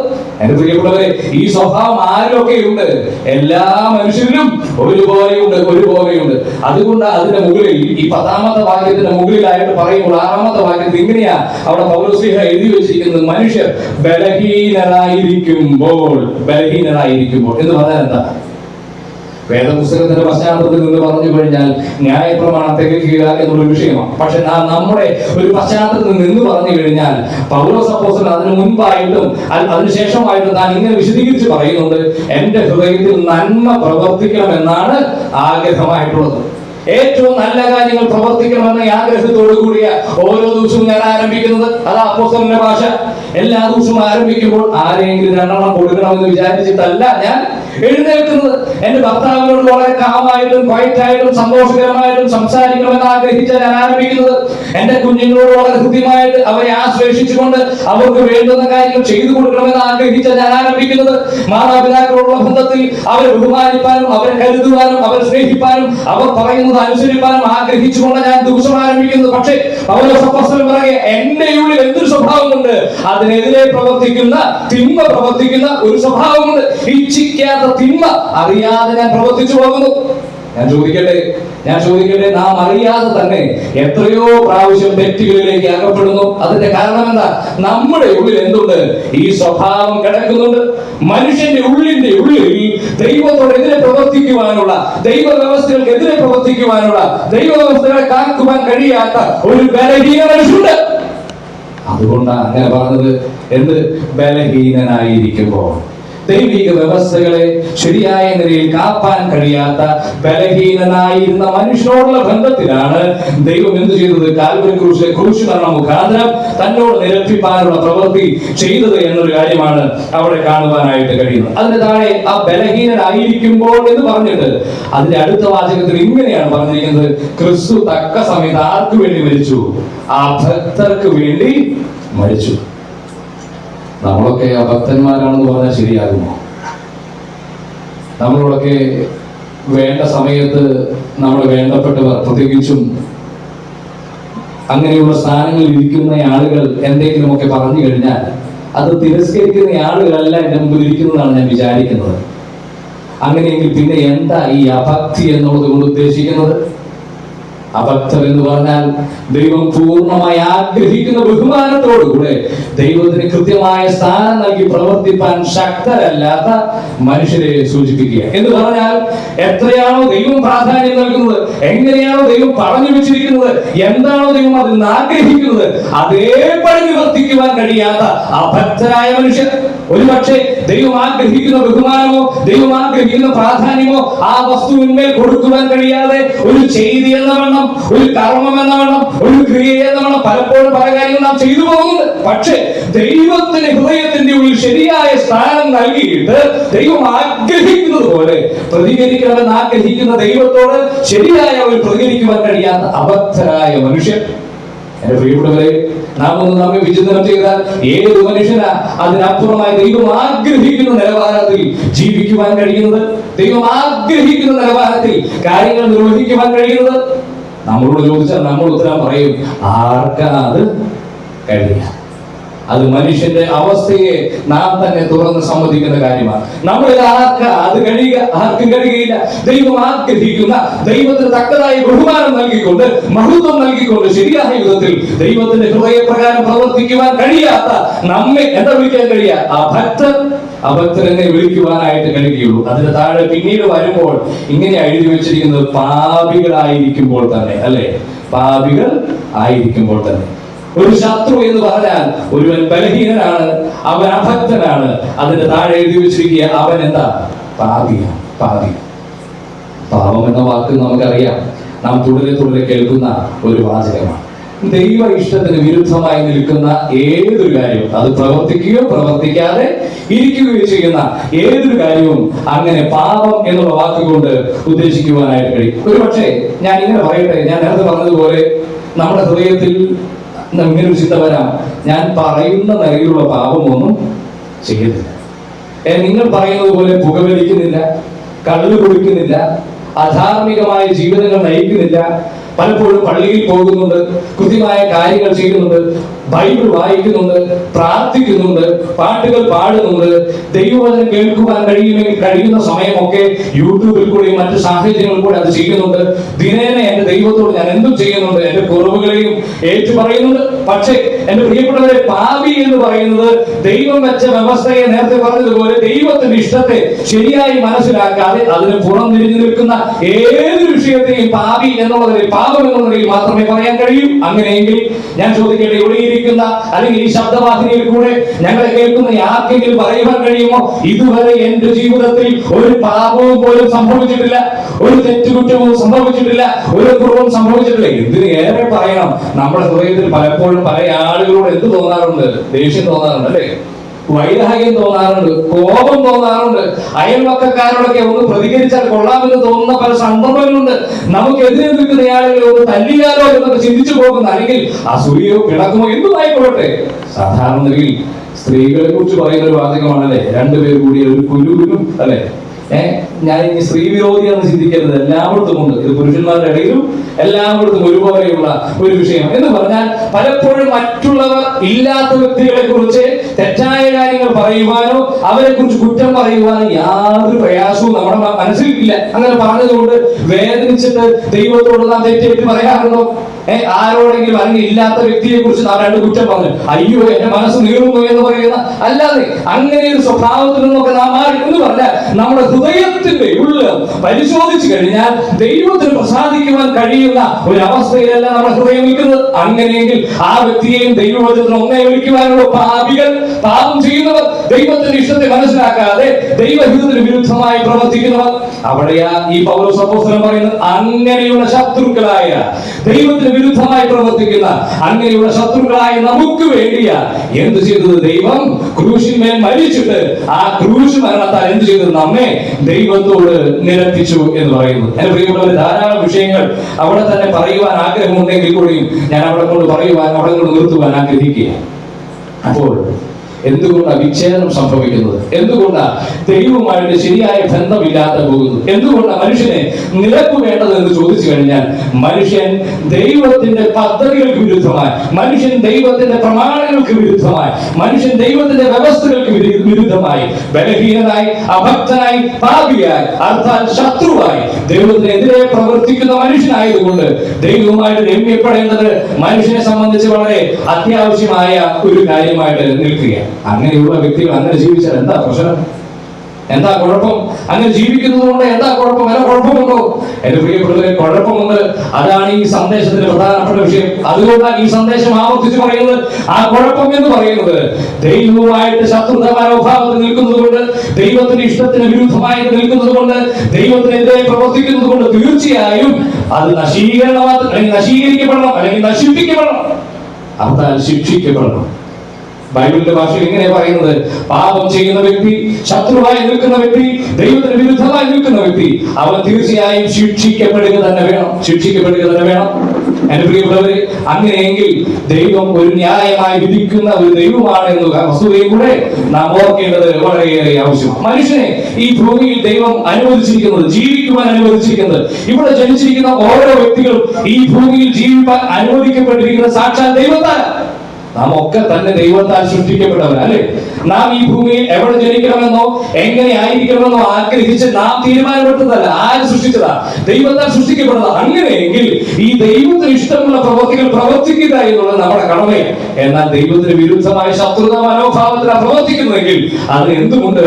തീർച്ചയായും ഒരു ശിക്ഷയും ഉണ്ട്. ദൈവം നീതിമാനായതുകൊണ്ട് തന്നെ ശിക്ഷിക്കുന്ന ഒരു ദൈവമാണ് എന്നുള്ളതും വേദപുസ്തകം വളരെ കൃത്യമായിട്ട് പറയുന്നുണ്ട്. അതൊന്ന് വായിക്കാം. റോമാലേഖനം 5-ാമത്തെ അധ്യായം. ഈ വായിച്ച വേദഭാഗത്തിന്റെ താഴത്തേക്ക് വരുമ്പോൾ അപ്പോസ്തലനായ പൗലോസ് പറയുകയാണ്, ഈ മനുഷ്യൻ തെറ്റായി മുൻപോട്ട് പോകുമ്പോൾ, പാപം പ്രവർത്തിച്ച് മുൻപോട്ട് പോകുമ്പോൾ, ബലഹീനനായ ദൈവിക വ്യവസ്ഥകൾ ചെയ്യുവാൻ പ്രാപ്തിയില്ലാത്തവനായി മുൻപോട്ട് പോകുമ്പോൾ അവൻ ശിക്ഷിക്കപ്പെടുവാൻ യോഗ്യനായിട്ട് തീരുന്നു എന്നുള്ള വസ്തുത അവിടെ എഴുതിയിട്ടുണ്ട്. റോമാലേഖനം 5-ാമത്തെ അധ്യായം അതിന്റെ 18-ാമത്തെ വാക്യം. റോമാലേഖനം. അങ്ങനെ ഏകലംഘനത്താൽ സകല മനുഷ്യർക്കും ശിക്ഷാവിധി വന്നതുപോലെ ഏകനീതിയാൽ സകല മനുഷ്യർക്കും ജീവകാരണമായ നീതീകരണവും വന്നു. ഈ സ്വഭാവം, മനുഷ്യൻ ഈ പാപ സ്വഭാവം ആരംഭിക്കപ്പെട്ടത് ഏതിനിൽ നിന്നാണെന്നുള്ള എല്ലാവർക്കും അറിയാം. ബൈബിളിന്റെ വ്യവസ്ഥകൾക്ക് നിന്നുകൊണ്ട് ഞാൻ സംസാരിക്കുന്നത് കൊണ്ട് മറുപുറം വിശദീകരിക്കുവാനുള്ള ഒരു ശ്രമം എന്റെ ഭാഗത്ത് ഇല്ല എന്നും കൂടെ ഞാൻ ആവർത്തിച്ചു പറയട്ടെ. എന്റെ പ്രിയപ്പെട്ടവരെ, ഏക മനുഷ്യൻ അർത്ഥാൽ ആദ്യ മനുഷ്യനായിരിക്കുന്ന ആദാമിൽ കൂടെ മനുഷ്യകുലം മുഴുവൻ പാപികളായിട്ട് തീർന്നത് കൊണ്ട് ആ ആദാമിയ സ്വഭാവം ഞാൻ ഓർമ്മിപ്പിച്ചതുപോലെ ദൈവത്തിന് വിരുദ്ധമായി നിൽക്കുന്ന, ദൈവ ഇഷ്ടത്തിന് വിരുദ്ധമായി പ്രവർത്തിക്കുന്ന സ്വഭാവം എല്ലാ മനുഷ്യരും ഒരുപോലെയുണ്ട്. അതുകൊണ്ട് നമ്മുടെ ജീവിതത്തിലൊക്കെ ദൈവത്തിന് വിരുദ്ധമായ നിലയിൽ പ്രവർത്തിച്ചു പോകുന്നത്. അങ്ങനെയുള്ള സകല മനുഷ്യർക്കും ഒരുപോലെ അവകാശപ്പെട്ട ഒന്നുണ്ട്. അതെന്താ? അത് ശിക്ഷാവിധിയാണ്. എല്ലാ മനുഷ്യരും ഒരുപോലെ അവകാശമായി നിൽക്കുന്ന ഒരു വിഷയമാണെന്ന് ശിക്ഷാവിധി. ദൈവത്തിന് വിരുദ്ധമായി നിൽക്കുന്ന ഏതൊരു മനുഷ്യനും ശിക്ഷിക്കപ്പെടുവാനായിട്ട് യോഗ്യമായി നിൽക്കുകയും. അങ്ങനെയെങ്കിൽ ആ ശിക്ഷാവിധിയെ കുറിച്ചും നിങ്ങളോട് വാചകം പറഞ്ഞു പോകുവാൻ ആഗ്രഹിക്കുകയാണ്. അത് വെളിപ്പാട് പുസ്തകത്തിലേക്ക് വരുമ്പോൾ 5-ാമത്തെ അധ്യായം അതിന്റെ 11-ാമത്തെ വാക്യത്തിലേക്ക് വരുമ്പോൾ ആ ശിക്ഷാവിധിയെ കുറിച്ച് പറയുന്നുണ്ട്.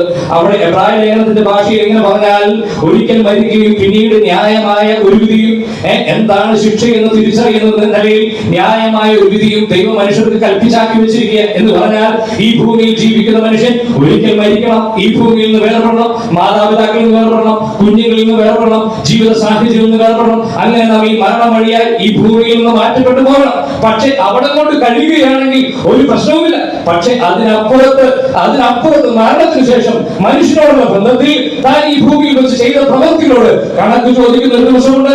അതുകൊണ്ട് അങ്ങനെ എഴുതി വെച്ചിരിക്കുന്ന ഒരിക്കൽ മരിക്കുകയും പിന്നീട് ഒരു ന്യായവിധിയും ദൈവം മനുഷ്യർക്ക് വേണ്ടി നിയമിച്ചു വെച്ചിരിക്കുക എന്ന് പറഞ്ഞാൽ ആർക്കും മാറ്റുവാൻ കഴിയാതെ വിധം അത് പൂർണ്ണ അളവിൽ നിർബന്ധമായും സംഭവിക്കേണ്ടുന്ന ഒരു വിഷയമായി നിൽക്കുക. അങ്ങനെയെങ്കിൽ അങ്ങനെ ഒരു ന്യായമായ വിധിയെ കുറിച്ചാണ് അവിടെ വെളിപ്പാട് പുസ്തകം 20-ാമത്തെ അധ്യായം 11-ാമത്തെ വാക്യത്തിൽ വരുന്നത്. അവിടെ ഇങ്ങനെയായി എഴുതി വെച്ചിരിക്കുന്നത്, ഞാൻ വലിയൊരു വെള്ള സിംഹാസനത്തെ കണ്ടു എന്ന് പറഞ്ഞിട്ട് അതിന് താഴെ എഴുതിയിരിക്കുക, മരിച്ചവർ ആഭാരവൃതം. ഒന്ന് ശ്രദ്ധിക്കണമേ, മരിച്ചവർ ആഭാരവൃതം. അത് എവിടെ മരിച്ചാലും, സമുദ്രത്തിൽ മരിച്ചാലും, തീയിൽ മരിച്ചാലും, അല്ല എങ്ങനെയൊക്കെ മരിച്ചാലും, ഈ ഭൂമിയിൽ നിന്ന് മാറ്റപ്പെട്ട ആഭാരവൃത മനുഷ്യരും ദൈവസിംഹാസനത്തിന് മുൻപാകെ, വെള്ള സിംഹാസനത്തിന് മുൻപാകെ നിൽക്കേണ്ടി വരുന്ന സമയമുണ്ട്. അവിടെ അതിനുശേഷം ഇങ്ങനെയായി എഴുതി വെച്ചിരിക്കുന്നത്, അവർ ഈ ഭൂമിയിൽ വെച്ച് ചെയ്ത പ്രവർത്തികൾക്ക് അടുത്ത അല്ലെങ്കിൽ പ്രവർത്തികൾ എന്തായിരുന്നുവോ ആ പ്രവർത്തികൾക്ക് അനുസാരമായ ന്യായവിധി വാങ്ങുവാൻ വെള്ള സിംഹാസനത്തിന് മുൻപാകെ നിൽക്കണം. എന്റെ പ്രിയപ്പെട്ടവരെ, നമ്മെ ഭയപ്പെടുത്തുന്ന ഒരു വിഷയമല്ലേ? നാം ഈ ഭൂമിയിൽ ജീവിച്ച് ഇവിടം കൊണ്ട് മരിച്ചു പോവുകയാണെങ്കിൽ ഇവിടം കൊണ്ട് അവസാനിക്കുന്ന കാര്യമേ ഉള്ളൂ. ഇഷ്ടമുള്ളതുപോലെ ജീവിക്കാം. പക്ഷേ അതിനപ്പുറം ഒരു മരണമുണ്ട്. മരണത്തിന് ശേഷം ന്യായമായി വിധിക്കുന്ന ഒരു ദൈവമുണ്ട്. ആ ദൈവത്തിന്റെ വെള്ള സിംഹാസനത്തിന് മുൻപാകെ ആഭാരവൃത മനുഷ്യർ ഒരുപോലെ വന്നു നിൽക്കണം. അവിടെ ഇങ്ങനെ അടുത്ത് എഴുതി വെച്ചിരിക്കുന്നത്, ജീവന്റെ പുസ്തകത്തിൽ പേരെഴുതി കാണാത്ത ഏവരും തീ പൊയ്കയിൽ തള്ളിയിടുന്ന ഒരു ദിവസം. ആ വാചകം ഞാൻ POC ബൈബിളിൽ വായിച്ചപ്പോൾ അല്പം കൂടെ അതിനെ കാണുകയുണ്ട്. അവിടെ ഇങ്ങനെ എഴുതി വെച്ചിരിക്കുന്നത്, അഗ്നി തടാകത്തിലേക്ക് എടുത്തെറിയപ്പെടും എന്നൊരു വാചകം. ഞാനൊരു സുഹൃത്തിനോട് സംസാരിച്ചപ്പോൾ അദ്ദേഹം പറഞ്ഞത് ഇങ്ങനെയാണ്, ഞാൻ നരകത്തിൽ പോയിക്കൊള്ളാം, എന്നെ ആരും നിർബന്ധിക്കേണ്ട, ഞാൻ പോയിക്കൊള്ളാം എന്നാണ് അദ്ദേഹം പറഞ്ഞത്. പക്ഷെ ഇവിടെ എഴുതി വെച്ചിരിക്കുന്നത് എന്താ? എടുത്ത് എറിയപ്പെടും എന്ന് പറഞ്ഞാൽ അതിന്റെ തീവ്രത മനസ്സിലാക്കുമ്പോൾ ഒരു മനുഷ്യൻ അതിലേക്ക് സ്വമേധയെ പ്രവേശിപ്പാൻ കഴിയുന്നവണ്ണം അങ്ങനെ ഒരു സാഹചര്യത്തിലല്ല ഈ അഗ്നി തടാകം നിൽക്കുന്നത്. ദൈവത്തിന്റെ മാരകമായ ആ ക്രോധകലശം വെന്തെറിയുന്ന സ്ഥാനത്തേക്ക് ഏതൊരു മനുഷ്യനും ഉടനെ സമാധാനത്തോടുകൂടി സാധാരണ നിലയിൽ പോയെടുക്കുവാൻ കഴിയുന്നതല്ല. അതുകൊണ്ട് തന്നെ ആ വ്യക്തിയെ എടുത്തെറിയപ്പെടും, അല്ലെങ്കിൽ എടുത്തെറിയേണ്ടി വരും. എന്റെ പ്രിയപ്പെട്ടവരെ, ഞാനിങ്ങനെ പറയട്ടെ, ദൈവം വാസ്തുവായി, നീതിയായി, ന്യായമായി വിധിക്കുന്നവരായതുകൊണ്ട് പാപം ചെയ്ത, ദൈവത്തോട് രമ്യതപ്പെടാതെ, ദൈവത്തോട് ശത്രുത മനോഭാവത്തോടുകൂടെ പ്രവർത്തിക്കുന്ന ഏവരും ശിക്ഷിക്കപ്പെടുവാൻ യോഗ്യനായിട്ട് നിൽക്കുകയാണ്. ആ സമയത്ത് ആ ശിക്ഷയിൽ നിന്ന് എങ്ങനെ മനുഷ്യനെ വിടുതൽ കൊടുത്തുകൊണ്ട് ദൈവത്തോട് നിരന്നുകൊള്ളുവാൻ, ദൈവത്തോട് രമ്യപ്പെടുവാൻ എന്ന് സാധിച്ചു കഴിഞ്ഞാൽ, നാം പ്രാരംഭത്തിൽ വായിച്ച വേദഭാഗത്തിലേക്ക് മടങ്ങി വന്നാൽ അവിടെ ആ വിഷയം എഴുതി വെച്ചിട്ടുണ്ട്. ആ വിഷയം ആ 5-ാമത്തെ അധ്യായം, 2 കൊരിന്ത്യർ ലേഖനം 5-ാമത്തെ അധ്യായത്തിലേക്ക് വരുമ്പോൾ അവിടെ അതിന്റെ 18-ാമത്തെ വാക്യത്തിൽ അതിന്റെ വിശദീകരണം പറയുന്നത്. 18-19 വാക്യങ്ങൾ വായിക്കാം. 2 കൊരിന്ത്യർ ലേഖനം 5-ാമത്തെ അധ്യായം, അതിന്റെ 18-ാമത്തെയും 19-ാമത്തെയും വാക്യം. അതിനൊക്കെയും ദൈവം തന്നെ കാരണഭൂതൻ. അവൻ നമ്മെ ക്രിസ്തു മൂലം തന്നോട് നിരപ്പിച്ചു. നിരപ്പിന്റെ ശുശ്രൂഷ ഞങ്ങൾക്ക് തന്നിരിക്കുന്നു. ദൈവം ലോകത്തിന് ലംഘനങ്ങളെ കണക്കിടാതെ ലോകത്തെ ക്രിസ്തുവിൽ തന്നോട് നിരപ്പിച്ചു പോന്നു. ഈ നിരപ്പിന്റെ വചനം ഞങ്ങളുടെ പക്കൽ പരമേൽപ്പിച്ചും ഇരിക്കുന്നു. ഇത് ആര് മുഖാന്തരം ഈ നിരപ്പ് സംഭവിക്കുമെന്ന് ചോദിച്ചാൽ അതിന്റെ കാരണമായി കൂടെ പറയുന്നത്, അത് ദൈവം മുഖാന്തരം സംഭവിക്കുന്നു. ആരിൽ കൂടെ? യേശു ക്രിസ്തുവിൽ കൂടെ. എങ്ങനെയാണ് സംഭവിക്കുന്നത്? ദൈവം ലോകത്തിന് ലംഘനങ്ങളെ കണക്കിടാതെ ലോകത്തെ ക്രിസ്തുവിൽ തന്നോട് നിരപ്പിച്ചു പോകുന്നു. ലംഘനങ്ങളെ കണക്കിടാതെ എന്ന് പറഞ്ഞാൽ, ഞാൻ ഇതുവരെ ചെയ്തിരിക്കുന്ന പ്രവൃത്തികളെ ദൈവം കണക്കിടാതെ, പരിഗണിക്കാതെ, അക്കൗണ്ട് ചെയ്യാതെ ആ കാര്യങ്ങൾ ക്ഷമിക്കും എന്നൊരു വിഷയമാണ് അവിടെ പറയുന്നത്. പക്ഷേ നമുക്കറിയാം, ദൈവം ആരാ? സ്നേഹിക്കുന്നവരാണ്. ദൈവം നീതിമാൻ. ഞാൻ നേരത്തെ ഓർമ്മിപ്പിച്ചല്ലോ, നീതിയായും ന്യായമായും വിധിക്കുന്ന നീതിമാനായ ദൈവത്തിന് പാപങ്ങളെ വെറുതെ ക്ഷമിക്കുവാൻ കഴിയുകയില്ല. എന്ത് വേണം? പാപത്തെ ശരിയായ നിലയിൽ തന്നെ ശിക്ഷിക്കണം. നമുക്കറിയുന്നത് പോലെ ഒരു കോടതിയിൽ മുൻപാകെ ഒരു തെറ്റുകാരൻ വന്നു നിന്ന് കഴിഞ്ഞാൽ, ഞാൻ നിന്നോട് ക്ഷമിച്ചിരിക്കുന്നു എന്ന് പറഞ്ഞാൽ വാദിഭാഗത്തുള്ള ആൾ പറയും അത് ശരിയായ വിധി അല്ല എന്ന് പറയും. അങ്ങനെയെങ്കിൽ നീതിയോടുകൂടി ന്യായമായി വിധിക്കണമെങ്കിൽ എന്ത് വേണം? അതിനെ ശിക്ഷിക്കുക തന്നെ വേണം. അതിലൂടെ അതിന്റെ താഴെയുള്ള 5-ാമത്തെ അധ്യായം 21-ാമത്തെ വാക്യത്തിൽ ഇങ്ങനെ എഴുതിയിരിക്കുന്നത്, പാപം അറിയാത്തവനെ നാം അവനിൽ ദൈവത്തിന്റെ നീതിയാകേണ്ടതിനെ യേശു ക്രിസ്തു എന്ത് ചെയ്തു? നമുക്ക് വേണ്ടി പാപമാക്കി തീർത്തു എന്ന് പറഞ്ഞാൽ, പാപം അറിയാത്തവർ യേശു ക്രിസ്തുവിനെ അപ്പോസ്തലനായ പൗലോസ് വരച്ചു കാണിക്കുക. അപ്പോസ്തലനായ പൗലോസ് തന്നെ തിമോഥെയോസിന്റെ ലേഖനത്തിൽ ഇങ്ങനെ പറയുന്നത്, ദൈവത്തിന് മനുഷ്യർക്ക് മധ്യസ്ഥനായി നിൽക്കുവാൻ ഒരുവനെ കണ്ടെത്തിയിരിക്കുന്നു, അത് കർത്താവായ യേശുക്രിസ്തു.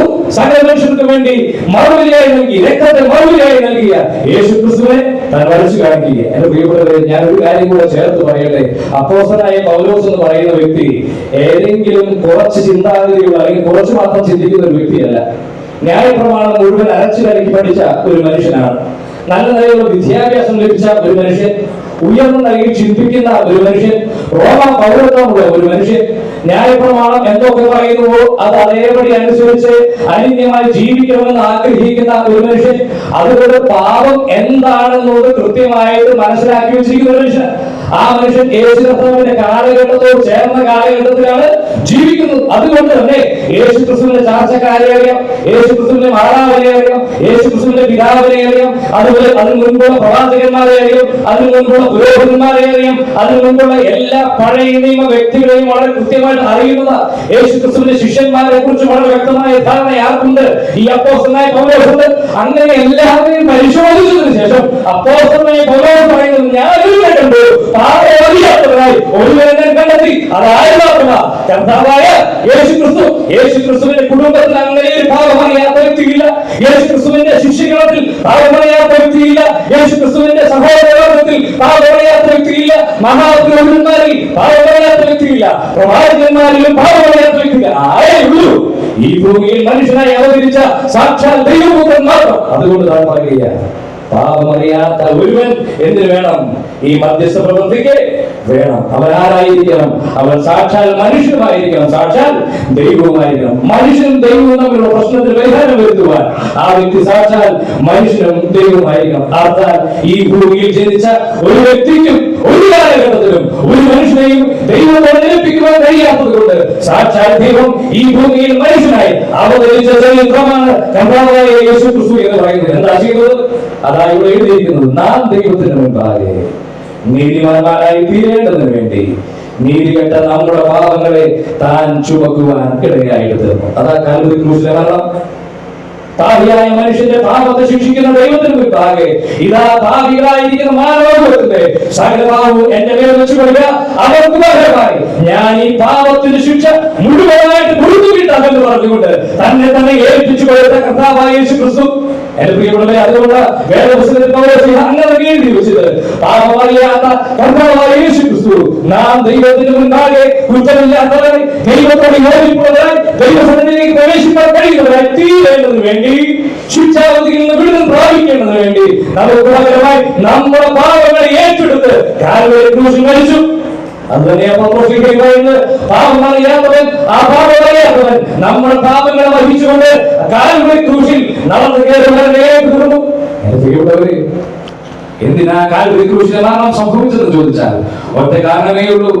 നീതിമാനായ കർത്താവായ യേശുക്രിസ്തുവിന്റെ നീതി നമുക്ക് ലഭിക്കുകയും നമ്മുടെ പാപത്തിന്റെ ശിക്ഷ താൻ വഹിക്കുകയും അങ്ങനെ മനുഷ്യൻ സ്വതന്ത്രനായി ദൈവത്തിന്റെ അടുത്തേക്ക് വരുവാൻ കഴിയുന്ന കുറ്റവിമുക്തനായി തീരേണ്ടതിന് പകരമായി കുറ്റവിമുക്തനായി തീർന്ന് ശിക്ഷാവിധിയിൽ നിന്ന് വിടുതൽ ലഭിച്ച് ദൈവസന്നിധിയിലേക്ക് ആനയിച്ച് ദൈവത്തോട് നിരപ്പ് പ്രാപിക്കുവാനാ സാക്ഷാൽ ദൈവപുത്രൻ ഈ ഭൂമിയിൽ മനുഷ്യനായി വന്നിട്ട് നമ്മുടെ സകല പാപവും വഹിച്ചുകൊണ്ട് കാൽവരി ക്രൂശിൽ കയറിയത് എന്ന് പറഞ്ഞാൽ, നീതിമാനായ ദൈവം നമ്മുടെ പാപത്തെ ഏറ്റെടുത്തപ്പോൾ കർത്താവായ യേശുക്രിസ്തുവിന്റെ നീതി നമ്മുടെ നീതിയായിട്ട് തീർന്നു.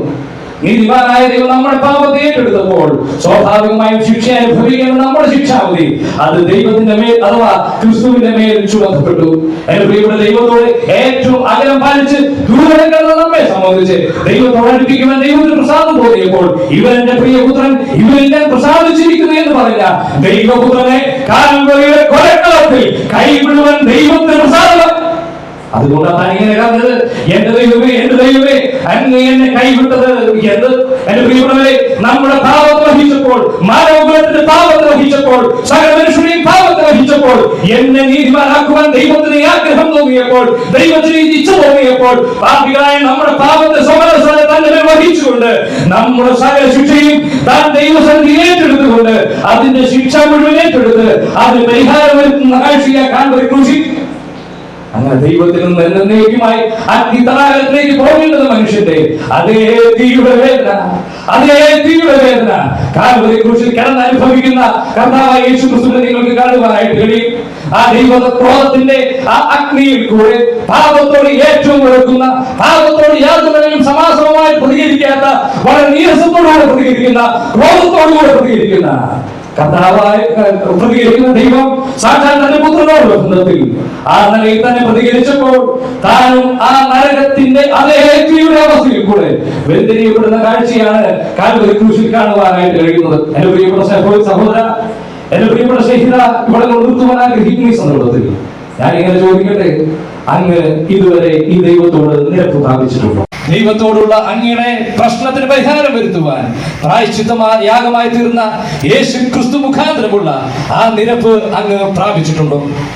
അല്ലെങ്കിൽ ഒരു കാര്യം ഇങ്ങനെയാണ് യോഹന്നാൻ പറഞ്ഞു വെച്ചിരിക്കുന്നത്, വിശ്വസിക്കുന്നവർക്ക് നിത്യജീവനുണ്ട്, ദൈവപുത്രനിൽ വിശ്വസിക്കാത്തവനോ ശിക്ഷാവധി വന്നു കഴിഞ്ഞിരിക്കുന്നു എന്നുള്ളതാണ്. എന്ന് പറഞ്ഞാൽ ദൈവപുത്രനായ കർത്താവായ യേശു ക്രിസ്തു കാൽവരി ക്രൂശിൽ മരിച്ചത് എന്റെ പാപത്തിന്റെ പരിഹാരം വരുത്തി എന്നെ ദൈവത്തോട് നിരപ്പിക്കുവാനാണെന്നുള്ള കാര്യം അങ്ങ് വിശ്വസിക്കുന്നില്ല എങ്കിൽ, അങ്ങ് അംഗീകരിക്കുന്നില്ല എങ്കിൽ, യാതൊരു ദാക്ഷിണ്യവും കൂടാതെ ദൈവവചനം കൃത്യമായിട്ട് പറയുക, അങ്ങയുടെ മേൽ ശിക്ഷാവധി വന്നു കഴിഞ്ഞിരിക്കുന്നു, മാറ്റമില്ലാതെ ജീവപുസ്തകത്തിൽ പേരില്ലാത്തത് കൊണ്ട് നിത്യമായ തീപ്പൊയ്കയിലേക്ക് തള്ളപ്പെടുവാൻ സാധ്യതയുണ്ട്. അതുകൊണ്ട് ഈ കുടുംബം സ്നേഹത്തോടു കൂടെ അങ്ങേ ഈ ദിവസത്തിൽ സ്വാഗതം ചെയ്യുവാൻ കാരണം, ഇന്നത്തെ ഈ മീറ്റിംഗ് ചെലവുള്ള നിലയിൽ തന്നെ നടത്തിക്കൊണ്ട് നിങ്ങളെ സ്വാഗതം ചെയ്തുകൊണ്ട് ഈ അതുല്യമായിരിക്കുന്ന ദൈവവചനം നിങ്ങളെ കേൾപ്പിക്കുവാനുള്ള ഏക കാരണം എന്ന് പറയുന്നത്, നിങ്ങളെ സ്നേഹിച്ചിട്ട് നിങ്ങൾക്ക് വേണ്ടി നിങ്ങളുടെ പാപത്തിന്റെ പരിഹാരത്തിനായി ദൈവത്തോടുള്ള ശത്രുതയില്ലായ്മ ചെയ്യുവാൻ, ദൈവത്തോട് നിങ്ങളെ അടുപ്പിക്കുവാൻ സാക്ഷാൽ ദൈവം ഒരുക്കിയ ഒരു ക്രൂശനമുണ്ട്. ദൈവം നിങ്ങൾ സ്നേഹിക്കുന്നു എന്നുള്ള വസ്തുതയുണ്ട്. ആ വസ്തുത മനസ്സിലാക്കി ഈ ദൈവസന്നിധിയിലേക്ക് കടന്നു വരാമോ? ഈ ദൈവത്തിന്റെ അടുത്തേക്ക് വന്ന്, അയ്യോ ദൈവമേ, ഞാൻ കൊള്ളരുതായ്മ ചെയ്ത വ്യക്തിയാണ്, പാപമെന്നിലുണ്ട്, അങ്ങ് ആഗ്രഹിക്കാത്ത വിഷയമുണ്ട്, ദൈവത്തോട് ശത്രുതാ മനോഭാവമുണ്ട്, ബലഹീന സ്വഭാവമുണ്ട്, അഭക്തനാണെന്ന് ഞാൻ തിരിച്ചറിയുന്നു, അങ്ങനെയെങ്കിൽ ഞാൻ ശിക്ഷയ്ക്ക് യോഗ്യനാണ്, എന്നാൽ എന്റെ പാപത്തിന്റെ ശിക്ഷ കാൽവരി ക്രൂശിൽ കൊടുത്തു തീർത്ത ദൈവമേ, അങ്ങനെ ക്രൂശ് മരണത്തിന് മുഖാന്തരം എനിക്ക് ദൈവത്തോട് നിരപ്പുണ്ട്, അനുരഞ്ജനമുണ്ട്, രമ്യതയുണ്ടെന്ന് മനസ്സിലാക്കിക്കൊണ്ട് ഞാൻ അങ്ങയിൽ ചാരുന്നു, ആശ്രയിക്കുന്നു എന്ന് പറയുമെങ്കിൽ, എന്റെ പ്രിയപ്പെട്ടവരെ, ദൈവവചനം ഇങ്ങനെ പറയുന്നത്, അങ്ങനെ ചെയ്യുന്ന വ്യക്തിയോട് ആ വ്യക്തിയുടെ പാപങ്ങളെ കണക്കിടാതെ, ആ വ്യക്തിയുടെ പാപങ്ങളെ എണ്ണാതെ കുറ്റവിമുക്തൻ എന്ന് പ്രഖ്യാപിച്ച് ദൈവം ആശ്ലേഷിക്കുന്ന ഒരു സമയം, ദൈവവും മനുഷ്യനുമായുള്ള ആ പ്രശ്നത്തിന്റെ പരിഹാരം വരുത്തി ദൈവത്തോട് മനുഷ്യനെ നിരപ്പിക്കുവാൻ ദൈവത്തിന് ആഗ്രഹം തോന്നിയപ്പോൾ കാരണഭൂതനായി, അല്ലെങ്കിൽ ആ വിഷയത്തോടുള്ള ബന്ധത്തിൽ ദൈവം തന്നെ പ്രവർത്തിച്ച ചിത്രമാണ് കാൽവരി ക്രൂശ്. തന്റെ സ്വന്തം പുത്രനെ ഈ ഭൂമിയിലേക്ക് അയച്ചിട്ട് മനുഷ്യന്റെയും ദൈവത്തിന്റെ ഇടയിൽ നിന്നുകൊണ്ട് മനുഷ്യന്റെ പാപത്തെ തന്റെ മേൽ വഹിച്ചുകൊണ്ട് അങ്ങേക്ക് പകരമായി, പ്രിയ സഹോദര സഹോദരി, പിതാവേ മാതാവേ കുഞ്ഞുങ്ങളെ, അങ്ങേക്ക് പകരമായി അത് സഹിച്ച കാഴ്ചയാണ് കാൽവരി ക്രൂശ്. ആ കാൽവരി ക്രൂശിൽ എന്റെ പാപത്തിന്റെ പരിഹാരം സംഭവിച്ചു എന്നുള്ളത് അങ്ങ് വിശ്വസിച്ച് മരിച്ചു അടക്കപ്പെട്ട് ഉയർത്തെഴുന്നിട്ട് ജീവിക്കുന്ന യേശു ക്രിസ്തുവിൽ അങ്ങ് പൂർണ്ണമായി വിശ്വസിക്കുമെങ്കിൽ നിങ്ങളുടെ പ്രശ്നത്തിന് പരിഹാരം സംഭവിക്കും, നിങ്ങൾ ദൈവമക്കളായിട്ട് തീരും. ദൈവമക്കളായി തീർന്നവർക്കായിട്ട് ദൈവത്തെ സ്തുതിക്കുന്നു. എന്നാൽ ഒരു വാക്കിങ്ങനെ പറയട്ടെ, ഈ ദൈവത്തോടുള്ള കൂട്ടായ്മ സദാസമയം സൂക്ഷിക്കുവാനുള്ള ഉത്തരവാദിത്തം നമ്മുടെ പക്കൽ നിക്ഷിപ്തമായിട്ട് നിൽക്കുന്നുണ്ട്. 1 യോഹന്നാൻ ലേഖനം 1-ാമത്തെ അധ്യായം അതിന്റെ 2-ാമത്തെ അധ്യായം അതിന്റെ 9-ാമത്തെ വാക്യത്തിൽ ഇങ്ങനെയാണ് അവിടെ പറയുന്നത്, ഇങ്ങനെയാണ്, സഹോദരനെ പകയ്ക്കുന്നവരെല്ലാം ഇരുട്ടിൽ നടക്കുന്നു, അങ്ങനെയുള്ളവർ ദൈവത്തോട് സഹവർത്തിത്വമില്ല, കൂട്ടായ്മ അനുഭവിക്കുവാൻ കഴിയില്ല. അങ്ങനെയെങ്കിൽ എന്റെ പ്രിയപ്പെട്ടവരെ, രക്ഷിക്കപ്പെട്ട് ദൈവത്തിൽ നിന്ന് ശിക്ഷാവിധി മാറ്റപ്പെട്ട് ദൈവത്തോട് സഹിത്വം പുലർത്തിക്കൊണ്ട് നടക്കുന്നു എന്ന് അവകാശപ്പെടുന്ന നമ്മുടെ ജീവിതത്തിൽ ഈ ഇരുട്ടിന്റെ അനുഭവം ഉണ്ടോ എന്നും കൂടെ പരിശോധിക്കുന്നത് നല്ലതാണ്. അനുദിന ജീവിതത്തിൽ കുറവുകളുണ്ടെങ്കിൽ ഈ പാപപരിഹാരം വരുത്തിയ രക്ഷകന് മുൻപാകെ കടന്നു വന്നുകൊണ്ട് നിങ്ങളുടെ പാപങ്ങളെ ഏറ്റുപറഞ്ഞാൽ നമ്മെ ശുദ്ധീകരിക്കുന്നതാണ് അവിടുത്തെ കാൽവരി ക്രൂശിൽ ചൊരിയപ്പെട്ട രക്തം. ആ രക്തത്തിന് മുൻപാകെ നമ്മെ തന്നെ വിധേയപ്പെടുത്തിക്കൊണ്ട് ഓരോ നിമിഷവും ദൈവത്തിന്റെ സുഗ്രാഹ്യമായി ജീവിക്കാൻ ദൈവാത്മാവ് നമ്മെ സഹായിക്കണം. ഒരിക്കൽ കൂടെ ഈ ദൈവത്തോട് ആരെങ്കിലും ഇതുവരെ ഇപ്പോഴും ശത്രുതാ മനോഭാവത്തിൽ ദൈവത്തിന്റെ ഇഷ്ടത്തിന് വിപരീതമായി പ്രവർത്തിക്കുന്നുവെങ്കിൽ ഇന്ന് രാത്രി നിങ്ങൾക്ക് അനുരഞ്ജനപ്പെടാമോ? ഇന്ന് രാത്രി നിങ്ങൾക്ക് നിരക്കാമോ? നിരപ്പിന്റെ ഈ അനുഭവത്തിലേക്ക് വരാമോ? ദൈവം എല്ലാം നിങ്ങൾക്ക് വേണ്ടി പ്രവർത്തിച്ചിരിക്കുക. ആ കാൽവരി ക്രൂശിൽ നിങ്ങൾക്ക് വേണ്ടി നൊന്തുപറഞ്ഞു മരിച്ച ആ രക്ഷാനായകനെ നിങ്ങളുടെ സ്വന്തം കർത്താവ് രക്ഷിതമായി സ്വീകരിച്ച് ഈ നിരപ്പിന്റെ അനുഭവത്തിലേക്ക് വന്ന് നിങ്ങൾ ദൈവത്തിന്റെ കൂട്ടാളികളായി തീർന്ന്, ദൈവത്തിന്റെ മിത്രങ്ങളായി തീർന്ന്, ദൈവത്തിന്റെ സ്നേഹിതന്മാരായി തീർന്ന്, അല്പം കൂടെ കൃത്യമായ ഭാഷയിൽ പറഞ്ഞാൽ ദൈവമക്കളായി തീർന്ന് ദൈവത്തോടൊപ്പം നിത്യകാല മരണത്തിന് ശേഷവും ആയിരിക്കാമെന്നുള്ള പ്രതീക്ഷയിൽ പ്രതീക്ഷയിലേക്കും പ്രത്യാശയിലേക്കും കടന്നു വരുവാൻ ദൈവം സഹായിക്കണമെന്ന പ്രാർത്ഥനയോടുകൂടെ ഞങ്ങൾ നിർത്തുന്നു. ഇങ്ങനെ അവസരം തന്ന വൈവിഫിനോടും ഇതിന്റെ ഭാരവാഹികളോടുമുള്ള സ്നേഹം പ്രകടിപ്പിച്ചുകൊണ്ട് ഞാൻ നിർത്തുന്നു. ദൈവം നാം മഹത്വപ്പെടുമാറാകട്ടെ. മീറ്റിംഗിൻ്റെ സമാപന സമയത്തേക്ക് നാം എത്തിയിരിക്കുകയാണ്. അധികം സമയം ഇവിടെ മറ്റ് പ്രോഗ്രാംസൊന്നും ഇല്ലാത്തതുകൊണ്ട് അല്പം ക്ഷമയോടെ ഇരിക്കുക. ഇപ്പോൾ സഹോദരൻ സണ്ണി തെലുങ്കുന്ന സഭയിലെ എൽഡർമാരിലൊരാളാണ് കടന്നു വന്ന് പ്രാർത്ഥിക്കുന്നതായിരിക്കും. നാമത്തിന് മഹത്വം. ഞാനിപ്പോൾ ഇവിടെ നിൽക്കുമ്പോൾ വളരെ വർഷങ്ങൾ പിന്നിലേക്ക് എൻ്റെ ചിന്ത കടന്നു പോവുകയാണ്. പ്രിയ സ്പർദ്ധനെക്കുറിച്ച് ഒരു 2 വാക്ക് ഞാൻ ഈ അവസരത്തിൽ പറയുവാൻ ആഗ്രഹിക്കുകയാണ്. ആ ശാന്തിനഗറിൻ്റെ മൂലയിലാണ് പ്രിയ സഹോദരൻ്റെ ഭവനം. എൻ്റെ പിതാവ് എൻ്റെ സ്നേഹിതനാണ്. ഞങ്ങളെന്നും ആ വഴിക്ക് വേണം ഞങ്ങളുടെ ഹാളിലേക്ക് കടന്നു പോകാനായിട്ട്. മിക്കവാറും ചില ദിവസങ്ങളിൽ രാത്രിയിൽ ഞാനും എൻ്റെ ഭാര്യയും സൗകര്യം കൂടി കടന്നു പോകുന്ന സമയത്ത് ഇവരുടെ ഭവനത്തിൻ്റെ ആ ജനലിൽ നിന്ന് പ്രിയ സ്പർജൻ ബാലനായിരിക്കുമ്പോൾ പ്രസംഗിക്കുന്നത് ഞങ്ങൾ പലപ്പോഴും കാണുന്ന ഒരു കാഴ്ചയാണ്. വളരെ ഗംഭീരമായിട്ട് എന്താ പറയുന്നത് ഞങ്ങൾ കേൾക്കില്ല. ഒരു അകത്താണ് ആ ജനലിൽ കൂടെയാണ് ഞങ്ങൾ കാണുന്നത്. പ്രിയ സ്പർജനെ ഓർക്കുന്നുണ്ടോ എന്ന് ഞങ്ങൾക്കറിയുന്നില്ല. അപ്പോൾ ഞാനും എൻ്റെ ഭാര്യ സൗകര്യം കടന്നു പോകും പലപ്പോഴും കാണുന്ന ഒരു സംഭവമാണ്. ഘോരഘോരം ആക്ഷനൊക്കെ കാണിച്ച് പ്രസംഗിക്കുന്ന ഒരു രംഗം ഞങ്ങൾ കാണും. അപ്പോൾ എൻ്റെ ഭാര്യ സഹോദരി പറയും, ഈ ബാലൻ ഈ കുട്ടി ഭാവിയിൽ വലിയൊരു പ്രാസംഗികനായി തീരും, ദൈവത്തിനെ ശുശ്രൂഷിക്കുന്ന ഒരു മകനായി തീരുമെന്ന് അന്ന് ഞങ്ങൾ പലപ്പോഴും ഞങ്ങൾ തമ്മിൽ ഷെയർ ചെയ്യാറുണ്ട്. ദൈവം ഇന്ന് ഞങ്ങൾക്കത് മുൻപിൽ കാണും. ആദ്യമായിട്ടാണ് പ്രിയ സ്പർജൻ്റെ ആ ശുശ്രൂഷ ഞങ്ങൾ കേൾക്കുവാനും കാണുവാനായിട്ട് ദൈവം സഹായിച്ച് ദൈവനാമം അകത്തുപിടുമാറാകട്ടെ. പ്രാർത്ഥിക്കാം. അതിപരിശുദ്ധനായ ദൈവമേ, സ്വർഗീയ പിതാവേ, ഈ ദിവസത്തിൻ്റെ അനുഗ്രഹിക്കപ്പെട്ട ഈ നല്ല സമയത്തിനായിട്ട് അങ്ങ് സ്തുതിക്കുന്നു. ഈ കർത്തൂസിൻ്റെ പ്രഭാതത്തിൽ അവിടെ ഞങ്ങളിൽ പല ദത്തുകളിലായിട്ട് പല ആരാധനാ കേന്ദ്രങ്ങളിൽ അങ്ങ് ആരാധിച്ച് മഹത്വപ്പെടുത്തിയ ഞങ്ങൾക്ക് കർത്താവേ, ഈ സായം സന്ധ്യയിൽ ഈ ഭവനത്തിൻ്റെ അങ്കണത്തിൽ കൂടി വരുവാൻ, ദൈവത്തെ പാടി സ്തുതിച്ച് മഹത്വപ്പെടുത്തുവാൻ, പ്രിയ കുഞ്ഞുങ്ങൾ പാടിയ പാട്ടുകൾ കേട്ട് ഞങ്ങൾക്ക് ആശ്വസിക്കുവാനും ദൈവത്തെ മഹത്വപ്പെടുത്തുവാനും ഇടവരുത്തിയതിനായിട്ട്, ഇത്രയും ജനത്തെ ഇതിന് കൂട്ടിവരുത്തിയതിനായിട്ട് ഇതിന് പിന്നിൽ വളരെ പ്രാർത്ഥനയുണ്ട്. ഞങ്ങൾ സഭയായിട്ട്, വ്യക്തികളായിട്ട്, കുടുംബമായിട്ട് പ്രാർത്ഥിച്ചതിൻ്റെ അടിസ്ഥാനത്തിൽ ഇത്രയും ഭംഗിയായിട്ട് ഈ കാര്യങ്ങൾ നിർവഹിക്കുക നടക്കുവാൻ സർവശക്തനായ ദൈവം സഹായിച്ചല്ലോ. അതിനായിട്ട് നമുക്ക് ശ്രമിക്കാം. ഇത്രയും പേരെ കൂട്ടിവരുത്തിനായി സ്പർജൻ്റെ സഹോദരൻ്റെ പ്രസംഗം ശുശ്രൂഷ വളരെ ഭംഗിയായി നടത്തുവാൻ ഞങ്ങൾ കർത്താവെ അവിടുന്ന് സഹായിച്ചു. അവിടത്തേക്ക് അസാധ്യമായത് ഒന്നുമില്ല എന്ന് ഞങ്ങൾക്ക് അറിയുവാനും ഇന്ന് അതിൻ്റെ പൂർത്തീകരണം കണ്ട് സന്തോഷിപ്പാൻ ഇരകളായ അടിയങ്ങളെയും അവിടെ സഹായിച്ചതിനായി എനിക്ക് ബാല്യത്തിൽ ലഭിച്ചതായ ആ പരിശീലനം ഇത്രത്തോളം കൊണ്ടുവരുവാൻ ദൈവം തന്നെ അഭിവൃദ്ധിയിലേക്ക് നടത്തുവാൻ സഹായിച്ചു. തുടർന്നും തന്നെ അതിനായിട്ട് സഹായിക്കട്ടെ എന്ന് ഞങ്ങൾ ആത്മാർത്ഥമായി പ്രാർത്ഥിക്കുന്നു. ദൈവവചനം കേട്ട ഓരോരുത്തരെയും ഓർത്ത് പ്രാർത്ഥിക്കുന്നു. വചന കേൾവിക്കായി ഹൃദയം തുറന്നു കൊടുത്ത ഓരോരുത്തരെയും ഞങ്ങൾ ഓർക്കുന്നു. അത് ഹൃദയത്തിൽ സംഗ്രഹിച്ച് വരും ദിവസങ്ങളിൽ അത് നിങ്ങൾക്ക് ഏറ്റവും അനുഗ്രഹവും പ്രയോജനവുമായി തീരുവാൻ സർവശക്തനായ ദൈവമേ സഹായിക്കണം എന്ന് ഞങ്ങൾ പ്രാർത്ഥിക്കുന്നു. വചന കേൾവിക്കായി കടന്നു വന്ന ദൂരത്തുനിന്നും ചാരത്തുനിന്നും കടന്നു വന്ന എല്ലാവരെയും ഓർത്ത് പ്രാർത്ഥിക്കുന്നു. അനുഗ്രഹിക്കപ്പെട്ടവരായി കടന്നു പോകുവാൻ ദൈവമേ സഹായിക്കണേ. വചനം അവരുടെ ഹൃദയത്തിൽ ക്രിയ ചെയ്യുവാൻ, അതിൻ്റെ ഫലം കണ്ട് സന്തോഷിപ്പാൻ ദൈവമക്കളായ അടിയങ്ങൾക്ക് അവിടുന്ന് സഹായിക്കണം എന്ന് ഞങ്ങൾ പ്രാർത്ഥിക്കുന്നു. ഇത്രത്തോളം ഞങ്ങളെ സഹായിച്ച, ഞങ്ങളെ നടത്തിയ, ഞങ്ങളെ സ്നേഹിച്ച ദൈവത്തെ ഓർത്ത് സ്തോത്രം. ഇപ്പോൾ ഞങ്ങൾ കർത്താവെ തിരിഞ്ഞു പോകാനായിട്ട് ആഗ്രഹിക്കുന്നു. അവിടെ ഞങ്ങളോട് കൂടിയിരിക്കണം എന്ന് പ്രാർത്ഥിക്കുന്നു. പ്രാർത്ഥന കേട്ടിരിക്കാൻ സ്തോത്രം. സർവമഹത്വം അവിടത്തേക്ക് അർപ്പിക്കുന്നു. രക്ഷിതാവും കർത്താവുമായ യേശുക്രിസ്തുവിന്റെ വിലയേറിയ നാമത്തിൽ വളരെ താഴ്മയായിട്ട് അപേക്ഷിക്കുന്നു. കൃപ തോന്നി കേൾക്കണം സ്വർഗീയ നല്ല പിതാവേ. ആമേൻ. ഹല്ലേലൂയ പാടി സ്തുതിപ്പിൻ യേശുവേ. യേശുനാമത്തിനു ജയം. ഹല്ലേലൂയ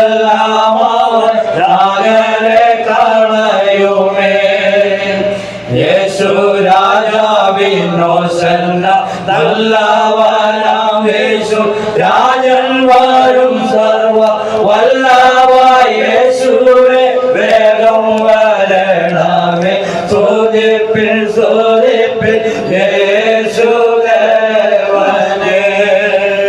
ഹല്ലേലൂയ പാടി സ്തുതിപ്പിൻ സ്തുതിപ്പിൻ യേശുദേവനെ. യേശുക്രിസ്തുവിന്റെ കൃപയും പിതാവായ ദൈവത്തിൻ്റെ സ്നേഹവും ആശ്വസിപ്പിച്ച വഴി നടത്തുന്ന പരിശുദ്ധാത്മാവിൻ്റെ കൂട്ടായ്മയും സംസർഗവും നാം ഏവരോടും വചനം കേട്ട എല്ലാവരോടും ഇപ്പോഴും എപ്പോഴും ഇരിക്കുമാറാകട്ടെ. ഹല്ലേലൂയ.